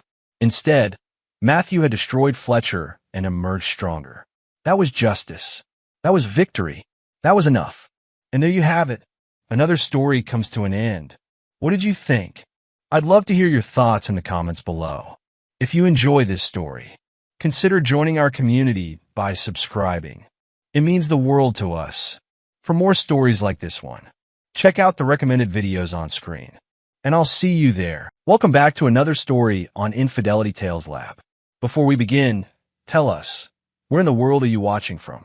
Now, let's dive into today's story. Chapter 1. The Foundation of Steel. Dexter Coffey moved through the emergency room with the precision of a blade cutting through flesh. 23 years of trauma surgery had carved away every soft edge from his soul, leaving behind a man who viewed the world through the lens of damage assessment and calculated repair. His colleagues at Sacred Heart Medical Center respected his surgical prowess, but few truly knew the depths of his methodical nature, a trait that extended far beyond the operating table. At 47, Dexter commanded respect through competence rather than charm. His graying temples and steady hands told the story of countless lives saved and lost under his watch. He'd learned early that emotion was a luxury he couldn't afford when lives hung in the balance. This philosophy had served him well in surgery, but it had cost him his marriage to Loretta. Loretta Coffey, now Loretta Wolfe, had been his college sweetheart, a vibrant psychology major who'd been drawn to his intensity. For 12 years, they'd built what seemed like a solid life together. She'd supported him through medical school and residency, and he'd provided the stability she craved. Their son Mark had been the crown jewel of their union, a bright 10-year-old who inherited his father's analytical mind and his mother's warm spirit. The divorce 3 years ago had been swift and clinical, much like Dexter's surgical procedures. Loretta had met Zane Wolfe at the gym where she'd started working as a therapist. Zane was everything Dexter wasn't: spontaneous, physically imposing, and emotionally expressive. At 34, the former UFC middleweight had parlayed his fighting career into a successful chain of mixed martial arts academies across the state. What had cut deepest wasn't Loretta's infidelity. Dexter had seen it coming in the increasing distance between them. What had severed any possibility of forgiveness was her immediate remarriage to Zane and the casual way she'd moved Mark into their new life, as if their son was just another piece of furniture to be relocated. The custody arrangement gave Dexter every other weekend and alternating holidays. He'd accepted this with the same stoic determination he brought to removing cancerous tumors. Sometimes you had to cut away what you loved to save what mattered most. Mark remained his priority, the one person in the world for whom Dexter would sacrifice everything. Tonight, as he reviewed patient charts in his office, Dexter reflected on the man he'd become. Some called him cold. He preferred precise. Some saw his methodical approach to problems as obsessive. He knew it as thorough. These weren't flaws to him. They were tools, instruments as sharp and reliable as the scalpels he wielded. His phone buzzed with a text from Mark. "Dad, can't wait for this weekend. Mom says maybe we can go to the Science Museum." Dexter smiled, one of the few genuine expressions he allowed himself. His son shared his love of understanding how things worked, of taking apart complex systems to see their inner mechanisms. As he prepared to leave for the night, Dexter considered how much Mark had grown. At 13 now, his son was developing the kind of logical thinking that made Dexter proud. Mark asked good questions, observed details others missed, and approached problems with methodical patience. In another life, Dexter might have guided him toward medicine. But given the boy's fascination with engineering and robotics, perhaps Mark would find his own path to precision. The irony wasn't lost on Dexter that his greatest strength, his ability to remain emotionally detached while solving complex problems, had cost him his marriage. But it was that same trait that made him one of the most sought-after trauma surgeons in the state. When other doctors lost their nerve in the face of massive trauma, Dexter found clarity. When others hesitated, he acted with decisive certainty. As he walked to his car through the hospital parking garage, Dexter reflected on a conversation he'd had with his mentor years ago. Dr. Raymond Leach had told him that the best surgeons were those who could switch off their humanity when necessary, who could see past the person to the problem that needed solving. At the time, Dexter had thought this was about medical procedures. He was beginning to understand that this philosophy extended to all of life's complications. Chapter 2. The Revelation. The call came at 2:47 a.m. on a Tuesday. Dexter was used to emergency calls. They were part of his life, but the paramedic's voice carried an unusual urgency. Dr. Coffey, we're bringing in a 13-year-old male, multiple fractures. The Guardian specifically requested you handle the case. Dexter was already reaching for his clothes. ETA, 6 minutes out. Doc, the Guardian is Zane Wolfe.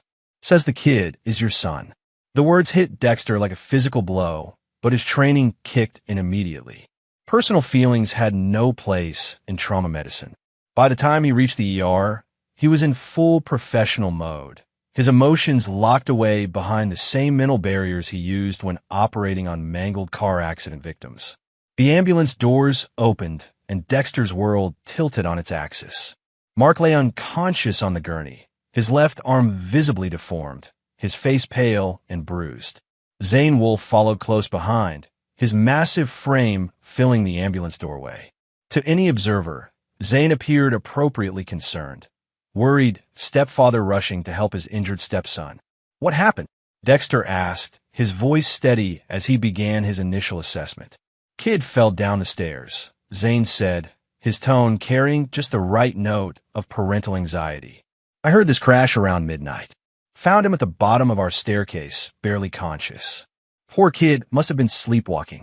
Dexter's hands moved with practiced efficiency, checking Mark's vitals, assessing the damage. Multiple fractures in the left arm, possible concussion, extensive bruising along the ribcage. His son stirred slightly, mumbling incoherently. Mark, Dexter said softly. Can you hear me? You're safe now. Mark's eyes fluttered open, unfocused but aware. For just a moment, when he saw his father, something flickered across his face. Not relief, but something closer to fear. His gaze darted quickly to Zane, then back to Dexter. Dad! Mark's voice was barely a whisper. I'm here. We're going to take care of you. As the nursing team prepared Mark for x-rays, Dexter pulled Zane aside. The MMA fighter towered over him by 6 inches and outweighed him by at least 60 pounds of muscle. But Dexter had spent years dealing with various types of intimidation, and size had never impressed him. Tell me exactly what you saw, Dexter said. Zane's story was consistent, too consistent. Mark had apparently fallen down 13 stairs, landing hard on his left side. The stepfather had found him quickly and called 911 immediately. Every detail sounded rehearsed, delivered with the kind of casual precision that came from repetition. 30 minutes later, Dexter stood in the imaging room, staring at Mark's x-rays with growing rage. But it wasn't the white-hot anger of impulse. It was the cold, calculating fury of a man who'd found a tumor that needed to be cut out completely. The fractures told a story that had nothing to do with falling downstairs. The breaks in Mark's arm showed clear signs of torque. Someone had twisted his arm with significant force. The rib fractures were localized in a pattern consistent with focused, blunt force trauma. These weren't the injuries of a tumbling fall. They were the injuries of systematic violence. Dr. Esther Myers, the radiologist on duty, joined him at the viewing screen. Dexter, these don't look like fall injuries. No, he agreed quietly. They don't. Are you going to? I'll handle it. Esther nodded and left him alone with the evidence. In any other situation, Dexter would already be on the phone with Child Protective Services and the police. The protocol was clear, the legal requirements straightforward. But as he stared at the x-rays, other thoughts crowded his mind. The legal system was slow, cumbersome, and uncertain. Even with clear evidence of abuse, there were no guarantees. Zane Wolfe was a respected businessman with resources and connections. Loretta would undoubtedly stand by her husband, perhaps even claim Mark was lying or confused. The case could drag on for months while his son remained in that house, subject to whatever punishment Zane might devise for triggering an investigation. Dexter thought about the pattern of the injuries, the careful placement that avoided areas that would be immediately visible. This wasn't the first time. This was practiced, methodical abuse designed to stay hidden. How long had Mark been suffering in silence? As he returned to Mark's bedside, his son was more alert but clearly in pain despite the medication. Zane had stepped out to call Loretta, leaving them momentarily alone. "Mark," Dexter said gently, "I need you to tell me what really happened." Mark's eyes darted toward the door, then back to his father. "I fell down the stairs, Dad, just like Zane said." But Dexter had spent years reading the subtle signs of distress in patients who couldn't speak for themselves. Mark's body language, the way his breathing changed when he mentioned Zane's name, the almost imperceptible flinch when footsteps approached the room, it all painted a clear picture. When Zane returned with Loretta in tow, Dexter watched his ex-wife's performance. She was genuinely distraught about Mark's injuries, but there was something else in her demeanor, a subtle deference to Zane, a careful modulation of her responses when he was present. She'd become someone Dexter barely recognized, shaped by 3 years of living with a man who used violence as a tool of control. As he admitted Mark for observation and surgery to repair the fractures, Dexter made his decision.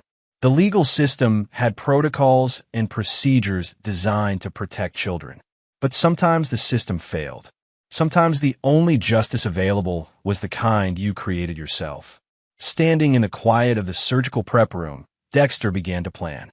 He'd spent his career understanding how to dismantle complex problems, how to identify the precise point where intervention would be most effective. Now he would apply those same skills to a different kind of surgery, one that would remove the cancer threatening his son's life with the same ruthless precision he brought to saving lives. Some tumors required delicate treatment.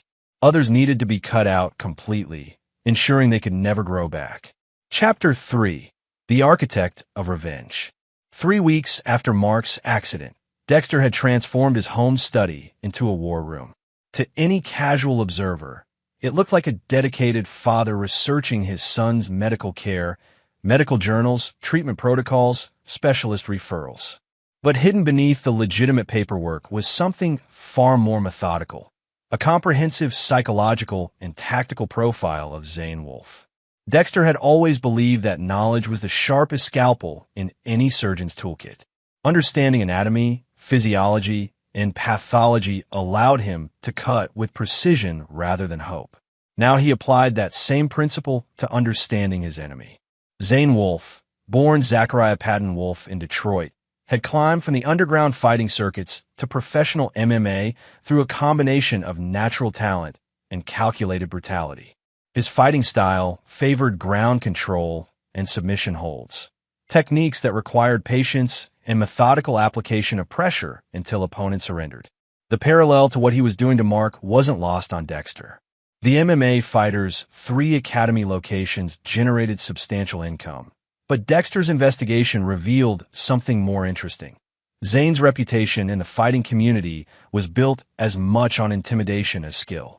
Former sparring partners spoke carefully about training sessions that crossed the line from intense to abusive. 2 former students had filed assault complaints that mysteriously disappeared before reaching court. More importantly, Dexter had identified Zane's pressure points. The man's ego was intrinsically tied to his reputation as an unbeatable fighter and successful businessman. His relationship with Loretta provided him with social legitimacy and respectability he'd never possessed before.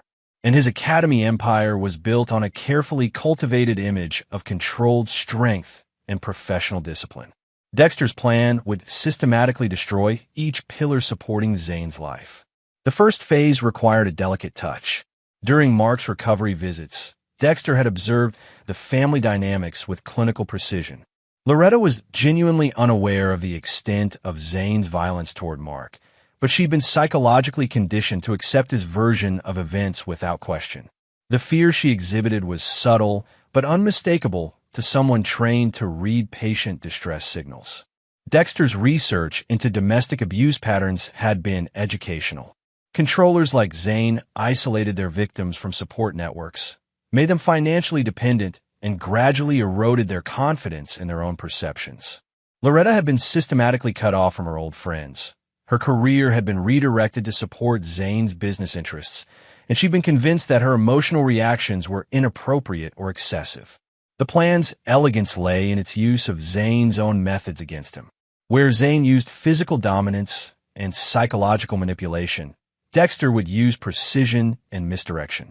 Where Zane operated through fear, Dexter would work through controlled revelation of truth.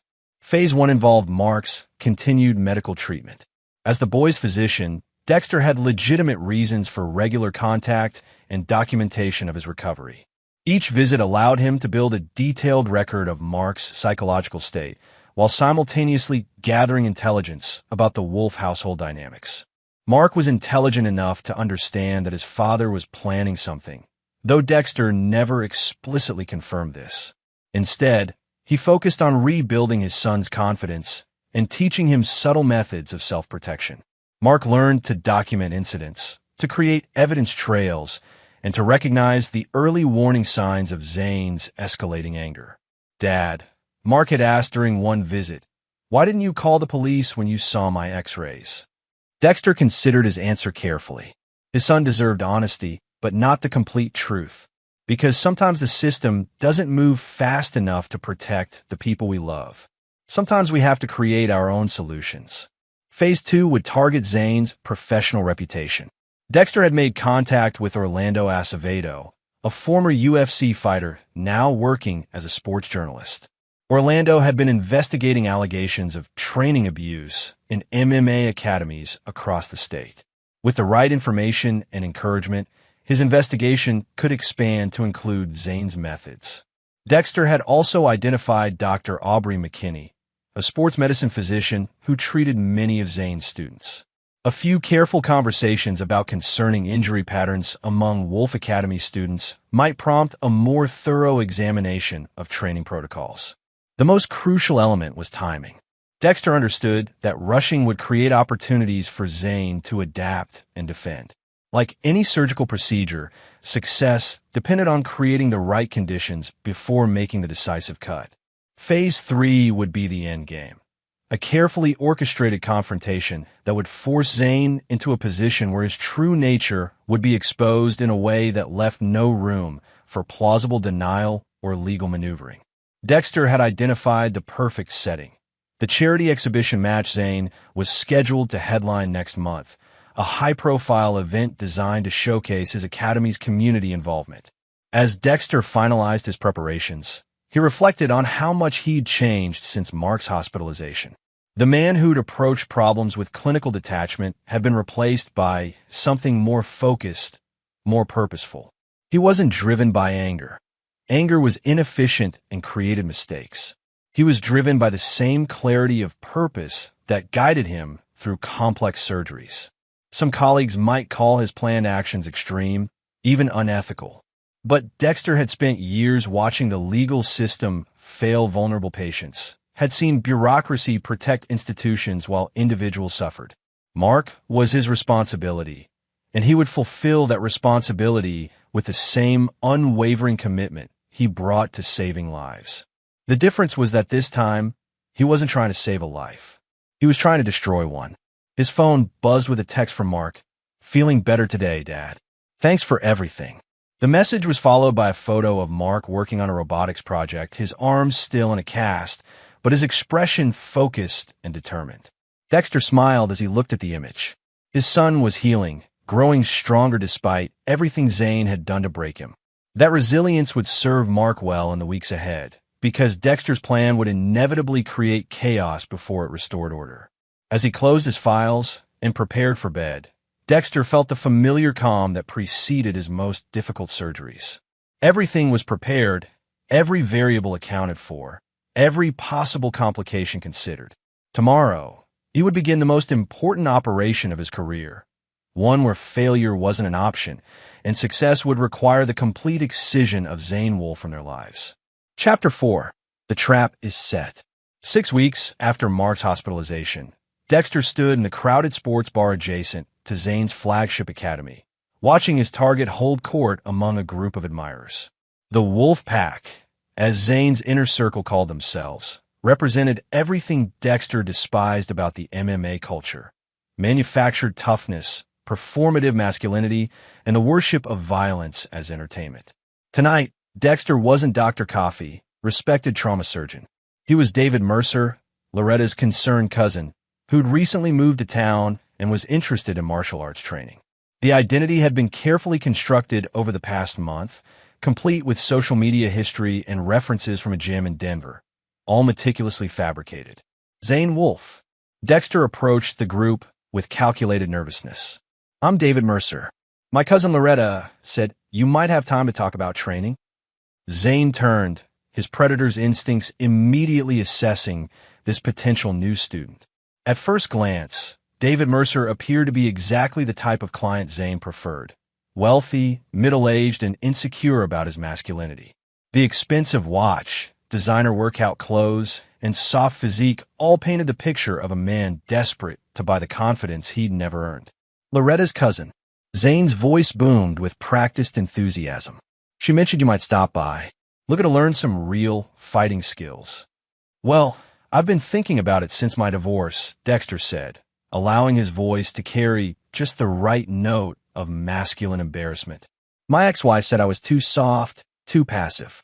I figure maybe it was time to, toughen up." The group exchanged knowing looks. This was familiar territory.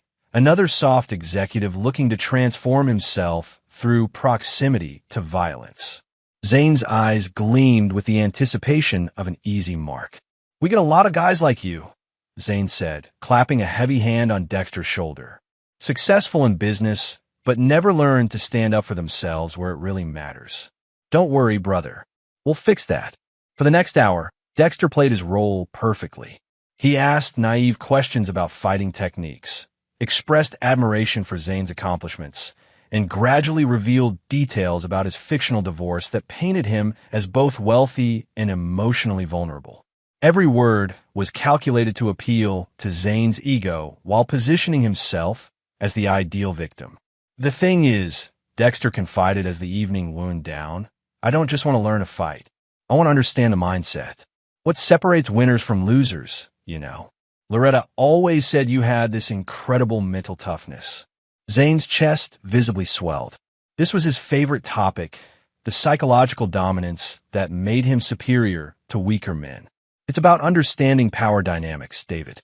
Most people go through life as sheep, waiting for someone stronger to tell them what to do. But some of us are wolves. We take what we want and protect what's ours."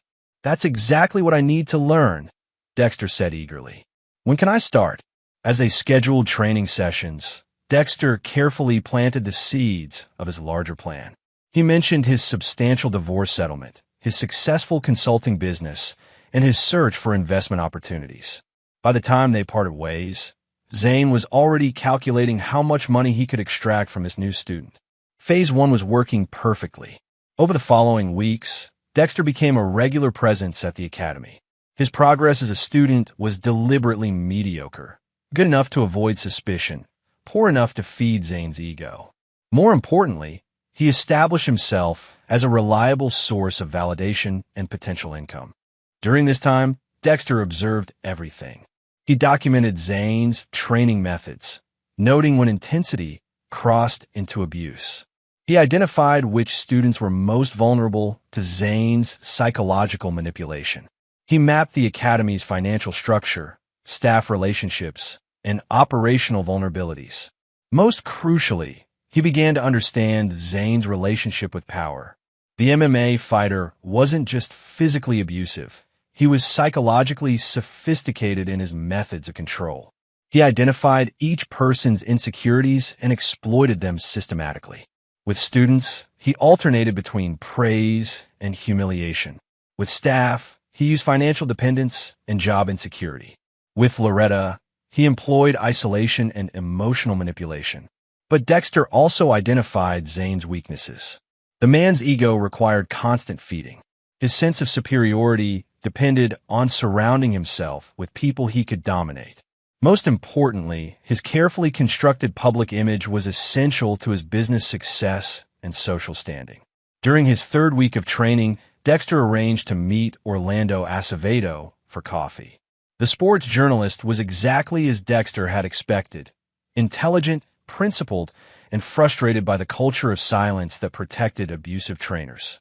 "I've been hearing stories about some of the MMA academies in this area," Dexter said carefully. "As someone new to the sport, it's hard to know what's normal intensity and what crosses the line." Orlando leaned forward with interest. "Which gym are you training at?" "Wolf Academy."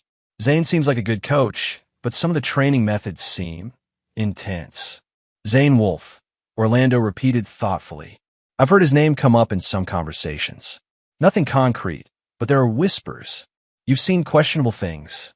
Dexter described several incidents he'd witnessed, all real, all documented, all carefully presented as the observations of a concerned novice rather than targeted accusations.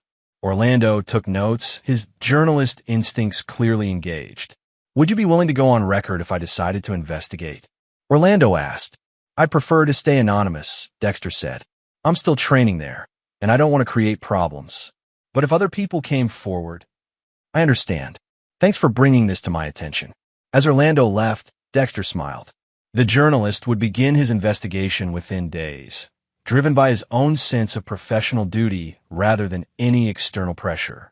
When the story eventually broke, it would be Orlando's initiative, not outside manipulation. Phase 2 was accelerating ahead of schedule. That evening, Dexter received a text from Mark. "Had another session with the counselor today. Feeling stronger. Love you, Dad."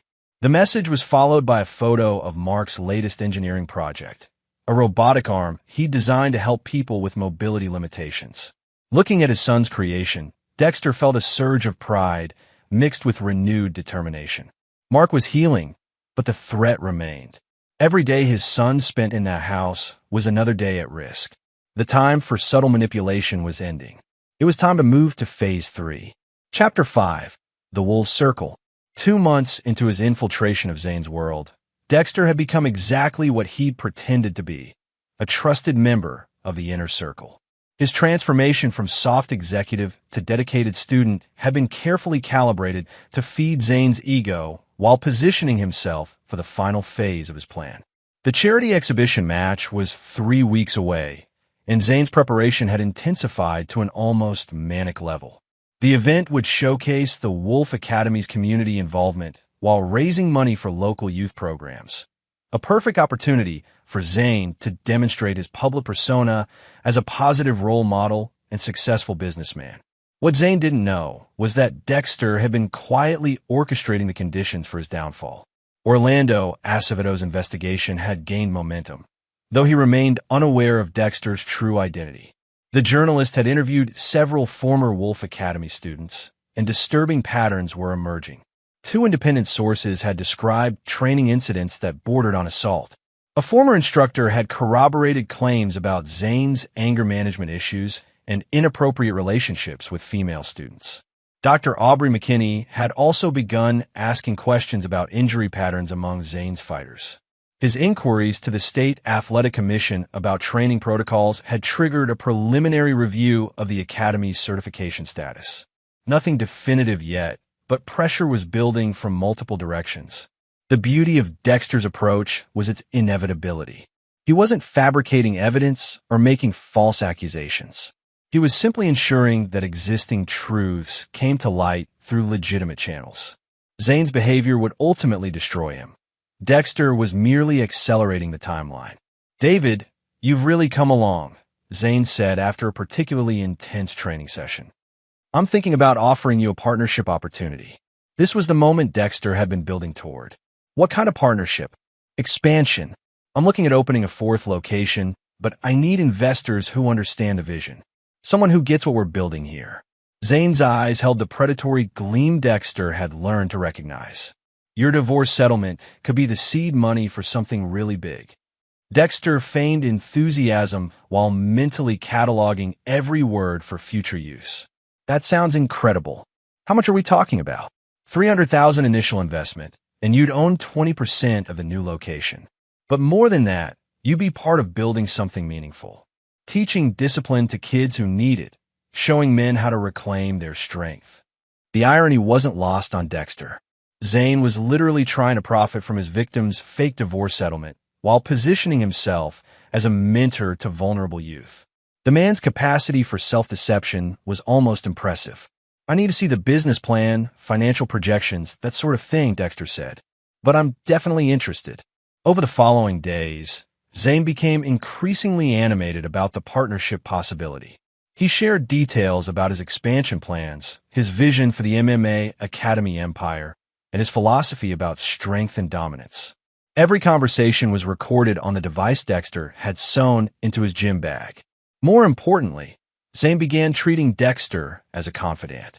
The carefully maintained public persona started to crack, revealing glimpses of the man who terrorized Mark at home. "The problem with most people," Zane explained during one late-night conversation, "is they don't understand that respect has to be enforced. Take kids, for example. They'll walk all over you unless you establish clear consequences for disrespect." "What do you mean?" Dexter asked carefully. "Like with Mark, Loretta's kid. Smart mouth, thinks he knows everything. Sometimes you have to remind them who's in charge, you know? A little physical correction never hurt anyone. Builds character." Dexter's hand tightened around his water bottle, but his voice remained steady. "Absolutely. Kids today are too soft." "Exactly. Loretta's always worried I'm being too hard on him, but that's women for you. They don't understand that boys need firm guidance. A few bumps and bruises teach respect better than 100 lectures." Each word was being preserved for posterity, but Dexter wanted more than just evidence of Zane's casual attitude toward child abuse. He wanted the man to reveal the full extent of his pathology. "Mark seems like a good kid, though," Dexter probed.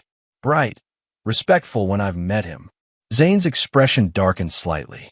"He's got potential, but he's got too much of his father in him. That analytical, overthinking bullshit. Sometimes I wonder if Dexter filled his head with ideas about being better than everyone else. His father's a doctor, right? Trauma surgeon. Thinks he's God's gift to humanity because he saves lives." Zane's voice carried unmistakable resentment. But when it came to keeping his wife happy, when it came to being a real man, he couldn't handle it. Loretta needed someone stronger. The psychological profile was becoming clearer. Zane's abuse of Mark wasn't just about control. It was about competing with Dexter through their son. Every act of violence was, in Zane's mind, a demonstration of his superiority over the boy's father. "Must be satisfying," Dexter said, "proving you're the better man." "Every day," Zane agreed. "And when Mark finally learns to respect strength over intelligence, he'll be better for it." That night, alone in his study, Dexter reviewed the recordings while finalizing preparations for the exhibition match. Everything was falling into place with surgical precision. Orlando's investigation would break 2 days before the event, creating maximum damage to Zane's reputation. Dr. McKinney's concerns about training injuries would reach the athletic commission the same week. The business partnership discussions had given Dexter detailed information about Zane's financial vulnerabilities and illegal tax strategies. But the centerpiece of his plan required one final element: Mark's testimony. His son had been attending regular counseling sessions since the accident, gradually building the confidence to speak about his experiences. The therapist, Dr. Megan McGuire, had documented a clear pattern of escalating abuse. With the right encouragement, Mark was ready to tell the truth publicly. The exhibition match would be the perfect forum. Hundreds of attendees, local media coverage, and Zane's entire social and professional network in attendance. When the carefully orchestrated revelations began, there would be no escape, no spin control, no way to contain the damage. As Dexter prepared for bed, his phone buzzed with a message from Mark. "Dad, I've been thinking about what we discussed. I'm ready to tell people what really happened. I want to help stop him." The pieces were all in position. In 3 weeks, at the height of his public triumph, Zane Wolfe would discover what it felt like to be systematically destroyed by someone who understood the true meaning of calculated precision. Dexter had spent months studying his target, identifying every weakness, every vulnerability, every pressure point. Now it was time to apply that knowledge with the same ruthless efficiency he brought to removing cancerous tissue. Some tumors could be treated with radiation or chemotherapy. But malignant growths like Zane Wolfe required complete surgical excision, and Dexter intended to cut deep enough to ensure the cancer never returned. Chapter 6. The Trap Springs. The Riverside Convention Center buzzed with anticipation on the night of Zane's charity exhibition match. Local dignitaries, business leaders, and MMA enthusiasts filled the arena, while cameras captured what was supposed to be Zane Wolfe's crowning moment. The respected businessman and community leader showcasing his athletic prowess for charity. Dexter arrived early, his David Mercer persona in place, but his surgeon's mind focused on the precision timing required for the evening's events. He positioned himself at a table near the VIP section, close enough to observe Zane's reactions, but far enough to avoid suspicion when everything unraveled. At 6:30 p.m., exactly as planned, Orlando Acevedo's article went live on the state's largest sports journalism website. The headline read, "Culture of Fear, Inside the Abuse Allegations at Elite MMA Academy." The piece detailed systematic patterns of training abuse, backed by interviews with former students and corroborated by medical records that Dr. McKinney had provided through official channels. Dexter watched as several attendees began checking their phones, their expressions shifting from anticipation to concern. Social media began amplifying the story, and the hashtag Wolf Academy Abuse started trending locally. At 7:15 p.m., as Zane completed his warm-up routine, his manager approached with visible agitation. The two men had an intense conversation in the corner of the warm-up area, Zane's body language becoming increasingly aggressive as he processed the implications of the breaking story. But this was only the beginning. At 7:45 p.m., as the opening ceremonies began, Dr. McKinney's formal complaint to the State Athletic Commission was leaked to local news outlets. The medical evidence of suspicious injury patterns among Wolf Academy students added credibility to Orlando's reporting, creating a second wave of damaging coverage. Zane entered the arena for the pre-fight introductions to notably subdued applause. Word of the allegations had spread through the crowd, and his usual confident swagger appeared forced. Loretta sat in the front row, her face pale with confusion and dawning horror as she realized the scope of the accusations against her husband. The exhibition match itself was a masterclass in psychological warfare. Zane's opponent, Rodrigo Boone, was a younger fighter who trained briefly at Wolf Academy before leaving due to what he'd privately described as concerning training methods. Rodrigo fought with unusual intensity, landing several clean strikes that clearly frustrated Zane. As the second round began, Dexter noticed Zane's technique beginning to deteriorate under pressure. The man who prided himself on controlled aggression was becoming sloppy, emotional, reactive. When Rodrigo landed a particularly hard combination, Zane retaliated with an illegal elbow strike that drew immediate intervention from the referee. The crowd's reaction was telling. Instead of the usual cheers for aggressive fighting, there were murmurs of disapproval. The allegations had changed the context. What might have been seen as competitive fire now looked like evidence of poor character and lack of control. During the break between rounds, Dexter's phone buzzed with a text from Mark. "I'm ready, Dad. Let's finish this." At 9:20 p.m., as the exhibition concluded with Rodrigo declared the winner by technical decision, the final phase of Dexter's plan activated. Mark Coffey, accompanied by Dr. McGuire and a victim's advocate, arrived at the convention center. They coordinated with Orlando Acevedo, who was prepared to conduct a live interview that would be streamed on social media and picked up by local news outlets. As Zane was still dealing with post-fight media obligations, Mark's story began broadcasting to a rapidly growing online audience. The 13-year-old spoke with quiet strength about months of systematic abuse, describing the careful pattern of violence designed to avoid detection. His testimony was devastating in its clinical detail, clearly the account of an intelligent boy who'd learned to document and analyze his own victimization. He told me that if I ever said anything, no one would believe me, Mark said into the camera. He said my dad was too weak to protect me, and that the police wouldn't care about a few bruises. But my counselor helped me understand that silence only protects the abuser. The live stream quickly went viral. Hashtag Justice for Mark began trending alongside the Academy abuse allegations, creating a perfect storm of negative publicity that no amount of crisis management could contain. Dexter watched from across the convention center as someone approached Zane with a phone, showing him Mark's testimony. The transformation was immediate and stark. Zane's carefully maintained public persona cracked completely, revealing the rage and violence that he usually kept hidden. The MMA fighter's first instinct was to find Mark and stop the interview through intimidation. But Dr. McGuire and the advocate had anticipated this, conducting the session from an undisclosed location with security provided by the police department's Special Victims Unit. Unable to silence his accuser, Zane turned his fury on the nearest available target, the journalist who'd started the avalanche. Orlando Acevedo was conducting follow-up interviews in the convention center's media area when Zane found him. The confrontation was captured by multiple cameras as Zane, still in his fighting gear, physically threatened the reporter. "You ruined everything," Zane shouted, grabbing Orlando by the shirt. "That kid is lying, and you're too stupid to see it." Security intervened quickly, but the damage was done. Video of a prominent community leader and business owner threatening a journalist while denying child abuse allegations spread instantly across social media. Every aspect of Zane's carefully cultivated image, the controlled fighter, the responsible businessman, the positive role model, was systematically demolished. The final blow came at 10:15 p.m. when Loretta made her own statement to the press. "I had no idea," she said, her voice breaking with genuine emotion. "I thought Mark's injuries were accidents. I believed my husband when he said the boy was clumsy, that he was imagining things.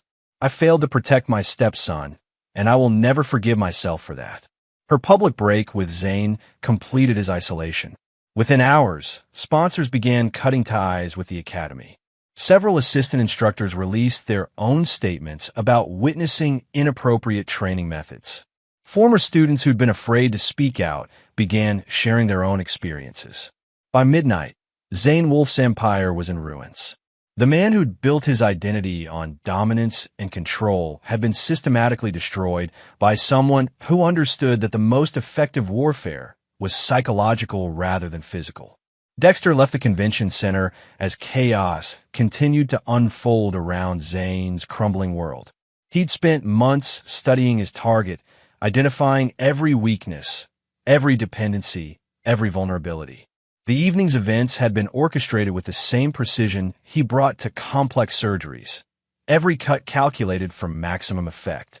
As he drove home, Dexter reflected on the evening's success. But this was only the first stage of Zane's destruction. The public humiliation was devastating, but the legal and financial consequences would be far more comprehensive. Phase 3 was complete. Now, it was time for the surgery to remove the cancer entirely. Chapter 7. The Reckoning. 3 days after the charity exhibition disaster, Dexter sat in his attorney's office as Christopher Snow laid out the legal strategy that would ensure Zane Wolf's complete destruction. The criminal charges for child abuse were only the beginning. They were pursuing civil remedies that would strip Zane of every asset, every source of income, and every possibility of rebuilding his life. "The criminal case is solid," Snow explained, spreading case files across his desk. "Mark's testimony, the medical evidence, the pattern of injuries documented over months. The district attorney is confident about securing convictions on multiple counts of child abuse and endangerment." Dexter nodded, but his attention was focused on the civil possibilities. What about the business assets? The academies are leveraged heavily. With the abuse allegations, insurance companies are canceling policies, sponsors are withdrawing support, and membership is collapsing. He'll be forced into bankruptcy within 60 days. This was exactly what Dexter had anticipated. Zane's empire was built on reputation and perception. Once those were destroyed, the financial structure would collapse like a house of cards. But Dexter wanted more than financial ruin. He wanted complete annihilation. The real estate holdings? Also leveraged, but here's where it gets interesting, Snow said with a slight smile. I've been investigating the partnership opportunity he offered you. Turns out he's been running what amounts to a Ponzi scheme with potential investors. We've identified at least 6 individuals who've given him money for expansion projects that never materialized. Dexter felt a cold satisfaction at this revelation. Zane's greed had created additional vulnerabilities that could be exploited. How much exposure are we talking about? Conservative estimate? $2 million in fraudulent investment schemes. That's federal territory, securities fraud, wire fraud, potentially racketeering if we can establish a pattern. The conversation was interrupted by Dexter's phone. Orlando Acevedo was calling with an update on his expanded investigation. Dr. Coffey, Orlando's voice carried excitement. I've been contacted by the FBI. Apparently, your former stepson-in-law's problems extend beyond local child abuse charges.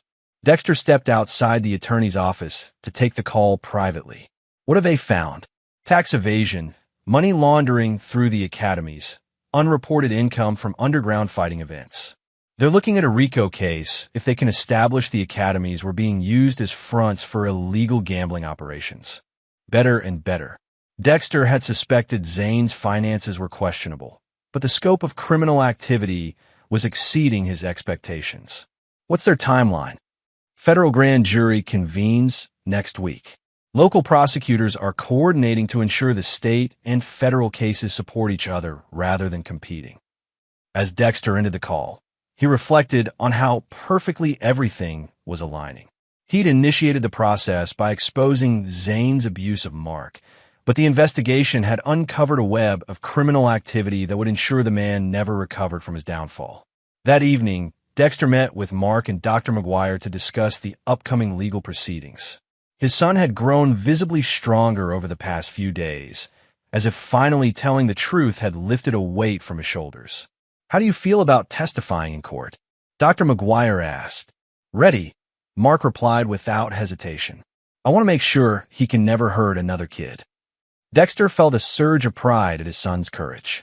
The boy who'd been systematically terrorized by a man twice his size was now prepared to face his abuser in court. You know I'll be there for every moment of this process. I know, Dad, and I know what you did to make this possible. The statement caught Dexter off guard. What do you mean? Mark smiled, the first genuinely happy expression Dexter had seen from him in months. I'm not stupid. The timing of everything, the way all these investigations started right after my accident, the way that journalists just happened to be looking into MMA Academy abuse. You orchestrated all of this. Dexter considered denying it, but his son deserved honesty. Some things needed to be exposed. Sometimes the system needs help finding the truth. I'm glad you did it. Zane always said you were weak, that you wouldn't fight for what mattered. He was wrong about that, wasn't he? Very wrong. 1 week later, Dexter stood in the courtroom as Zane Wolfe was formally arraigned on 17 felony charges ranging from child abuse to securities fraud. The man who'd once radiated dangerous confidence now appeared haggard and desperate. His legal team was clearly overwhelmed by the scope of criminal charges they were facing. Loretta sat on the opposite side of the courtroom, having filed for divorce and seeking sole custody of her assets. Her testimony to prosecutors had been devastating. 3 years of observations about Zane's temper, his treatment of Mark, and his illegal business practices. The woman who'd once defended him unconditionally had become the state's most valuable witness. As the proceedings continued, Dexter observed Zane's psychological deterioration with clinical interest.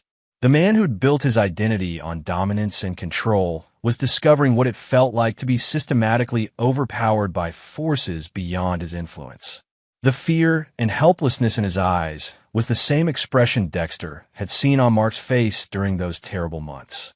The irony was poetic.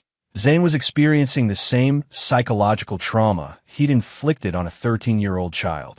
During a break in proceedings, Zane's attorney approached Dexter in the hallway. Dr. Coffey, my client would like to speak with you about a possible resolution. I'm not interested in plea negotiations, Dexter replied coldly. He's not offering to plead. He wants to apologize.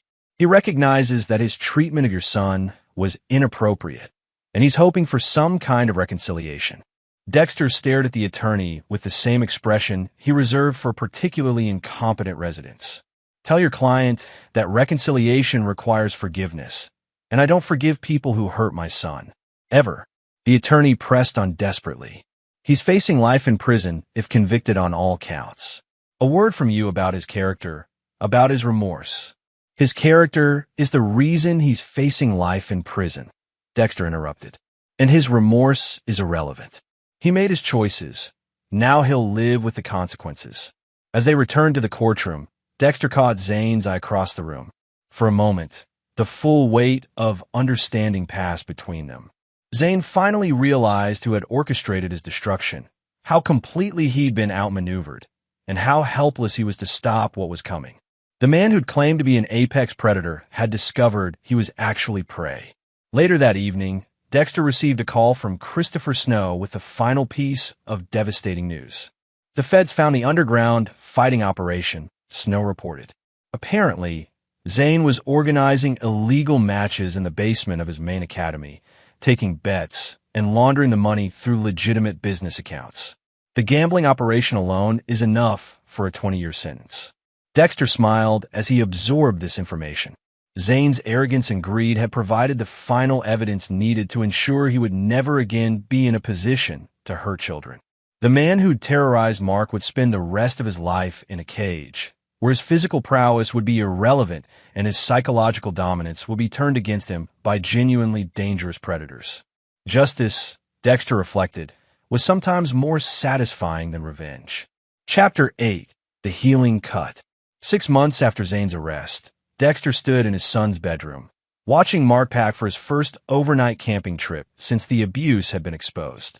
The boy who'd once flinched at sudden movements now moved with confident purpose, his recovery as methodical and complete as any successful surgery Dexter had performed. Dad, Dr. McGuire says I'm ready to stop the intensive counseling sessions, Mark announced, carefully folding his camping gear. She thinks I've processed everything and developed healthy coping strategies. Dexter felt a familiar surge of pride, tinged with relief he rarely allowed himself to acknowledge. How do you feel about that? Good. Really good. Mark paused in his packing. I've been thinking about what happened, about what you did to stop it. I understand now why you didn't just call the police right away. Oh, the system is designed to handle normal problems. But Zane wasn't a normal problem. He was like a cancer, and cancer requires surgical precision, not just medication. The medical metaphor wasn't lost on Dexter. His son had inherited his analytical mind and was applying it to understand the complex moral landscape they'd navigated together. And how do you feel about the methods I used? Mark considered this carefully. You used Zane's own nature against him. You didn't make him abuse me, or steal money, or threaten that journalist. You just created conditions where his true character would be exposed. That's not revenge. That's justice. The distinction mattered to Dexter more than he could express. His son understood the difference between reactive violence and strategic precision. Mark had learned that strength wasn't about physical dominance or emotional outbursts. It was about having the discipline to plan, the patience to execute, and the conviction to see difficult decisions through to completion. The door chime interrupted their conversation. Dr. McGuire had arrived for their final family session, a symbolic closure to Mark's recovery process. How are you both feeling about concluding our work together? She asked as they settled in the living room. Ready, Mark answered immediately. I feel like myself again. Better than myself, actually. Dr. McGuire smiled. That's exactly what successful trauma recovery looks like. You've not only healed from what happened, but you've developed emotional tools that will serve you throughout your life. She turned to Dexter. And how about you? How are you processing everything that's occurred? Dexter considered the question carefully. The months since Zane's arrest had been transformative in ways he hadn't anticipated. Watching Mark heal had reminded him of what it felt like to save a life rather than just preserve one. More importantly, he'd rediscovered his capacity for protective love, Not the distant affection he'd maintained during his marriage, but the fierce, unwavering commitment that had driven him to destroy anyone who threatened his son. "I've learned something about myself," Dexter admitted. "I always thought my emotional detachment was my greatest strength as a surgeon. But it wasn't detachment that helped me handle this situation. It was clarity about what mattered most." Can you elaborate on that? "When Mark was brought to my ER that night, I had two choices. I could follow protocols and hope the system protected him, or I could take personal responsibility for ensuring his safety. The decision was actually simple once I understood what was at stake." Dr. McGuire nodded thoughtfully. "It sounds like you found a balance between your professional objectivity and personal emotional investment. That's significant growth." As the session concluded, Dexter reflected on how much both he and Mark had changed. His son had learned that survival sometimes required confronting evil directly, that passivity in the face of abuse was complicity with the abuser. Dexter had learned that his capacity for calculated action could serve love as effectively as it served medicine. Later that evening, as Mark left for his camping trip with friends from school, Dexter received an update from Christopher Snow about Zane's legal situation. "Federal trial concluded yesterday," Snow reported. "Guilty on all counts. With the state charges, he's looking at 45 years without possibility of parole." The judge made specific note of the systematic child abuse in his sentencing remarks. Dexter absorbed this information with satisfaction, but no surprise. The outcome had been inevitable from the moment he decided to act rather than trust the system to protect his son. "What about Loretta?" he asked. "Divorce finalized last month. She received half the legitimate assets, which amounts to almost nothing after the bankruptcy and seizures. She's moved back to her maiden name and started working as a therapist specializing in domestic abuse recovery." The irony was perfect. Loretta's experience with Zane had given her genuine insight into the psychology of abuse and control. Her professional work now focused on helping other women recognize and escape similar situations. In a strange way, her own victimization had become a source of healing for others. Any contact between Zane and Mark. Zane attempted to send letters from prison, but Mark declined to receive them. The boy made it clear he considers that chapter of his life permanently closed. As Dexter ended the call, he walked through his house, noting how much lighter the atmosphere felt. The tension that had permeated their lives during the abuse and investigation had been replaced by something resembling normalcy, but a stronger, more intentional version of normal than they'd ever experienced before. His phone buzzed with a text from Mark, made it to camp safely. "Thanks for everything, Dad. I love you." Dexter typed back, "Love you too. Have fun." Standing in his study, surrounded by medical journals and case files, Dexter reflected on the past year. He'd performed hundreds of surgeries in his career, saved countless lives, and built a reputation for clinical excellence. But none of that compared to the satisfaction of successfully protecting his son. Some people might question the methods he'd used. The manipulation, the orchestrated destruction of another human being's life, the systematic exploitation of Zane's weaknesses. These weren't the actions of a conventionally moral person. But Dexter had never been conventional. He was a surgeon, trained to cut away diseased tissue without hesitation or remorse. Zane Wolfe had been a cancer in Mark's life, and Dexter had excised him with the same precision he brought to removing tumors. The difference was that this time, he'd saved the life that mattered most to him in the world. As he prepared for bed, Dexter felt the deep satisfaction of a complex operation completed successfully. Mark was healthy, safe, and strong. Zane was neutralized permanently. Loretta was building a new life focused on helping others. The surgery was complete, and the patient would survive. Chapter 9. The Final Verdict. 2 years after Zane's imprisonment, Dexter stood in the graduation auditorium watching Mark deliver the valedictorian speech to his high school class. At 15, Mark had accelerated through his final years of school while maintaining perfect grades and developing into a confident young man who bore no visible scars from his traumatic experiences. "The greatest lesson I've learned," Mark told the audience, "is that strength isn't about physical power or the ability to dominate others. True strength comes from the courage to stand up for what's right, even when it's difficult, and the wisdom to know when action is required. Dexter smiled as he recognized the philosophical foundation they'd built together through their shared experience. Mark understood that the world could be a dangerous place, but he'd learned to navigate that danger with intelligence and preparation rather than fear or aggression. After the ceremony, as they celebrated at Mark's favorite restaurant, Dexter's phone rang with a call from Christopher Snow. "Dr. Coffey, I have some news about Zane," the attorney said. "He was killed in prison yesterday. Apparently, some of the other inmates discovered his crimes against children." Dexter absorbed this information without surprise or particular emotion. Prison justice for child abusers was a well-documented phenomenon. Any official investigation? Routine inquiry, but these things typically resolve themselves. The guards weren't particularly motivated to prevent what happened. As Dexter ended the call, he reflected on the poetic symmetry of Zane's end. The man who'd built his identity on physical dominance had discovered that violence was ultimately self-defeating. His aggression had created the enemies who would eventually destroy him. Mark looked up from his graduation cake.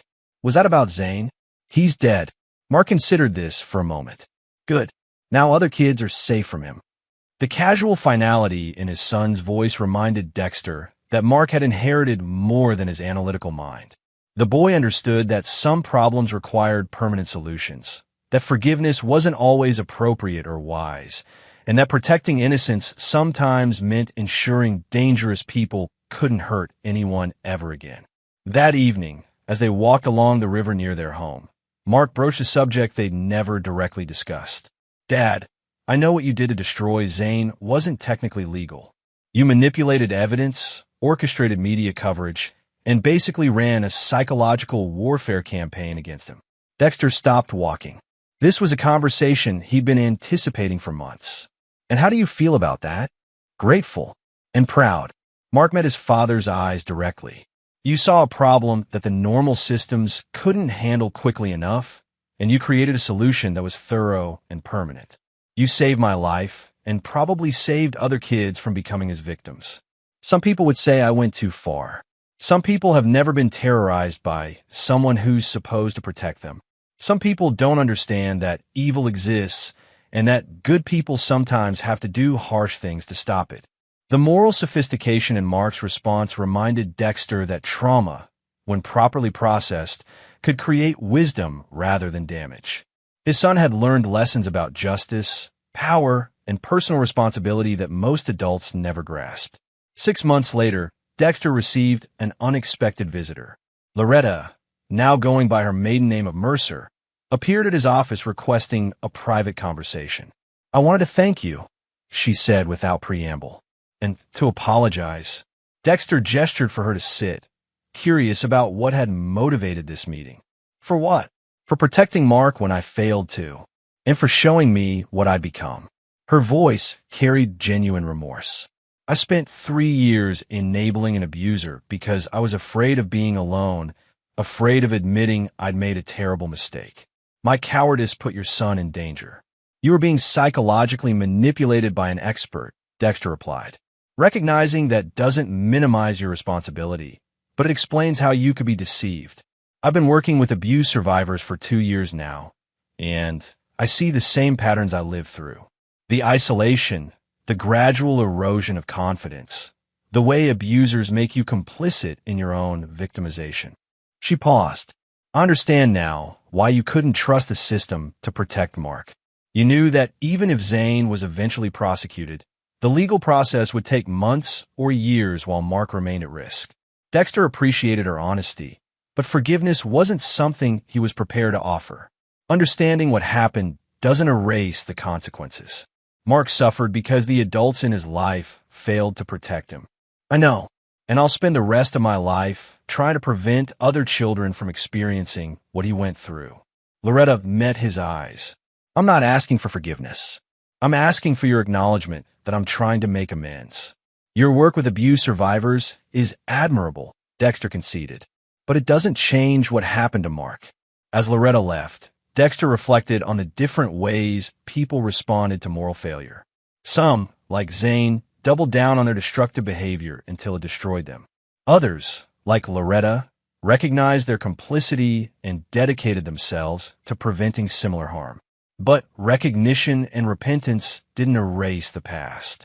Mark had suffered because the adults around him had failed to prioritize his safety. Dexter would never forget that lesson, and he would never forgive those whose weakness had enabled his son's victimization. 5 years after Zane's death, Dexter stood in another graduation audience as Mark received his engineering degree from MIT at 19.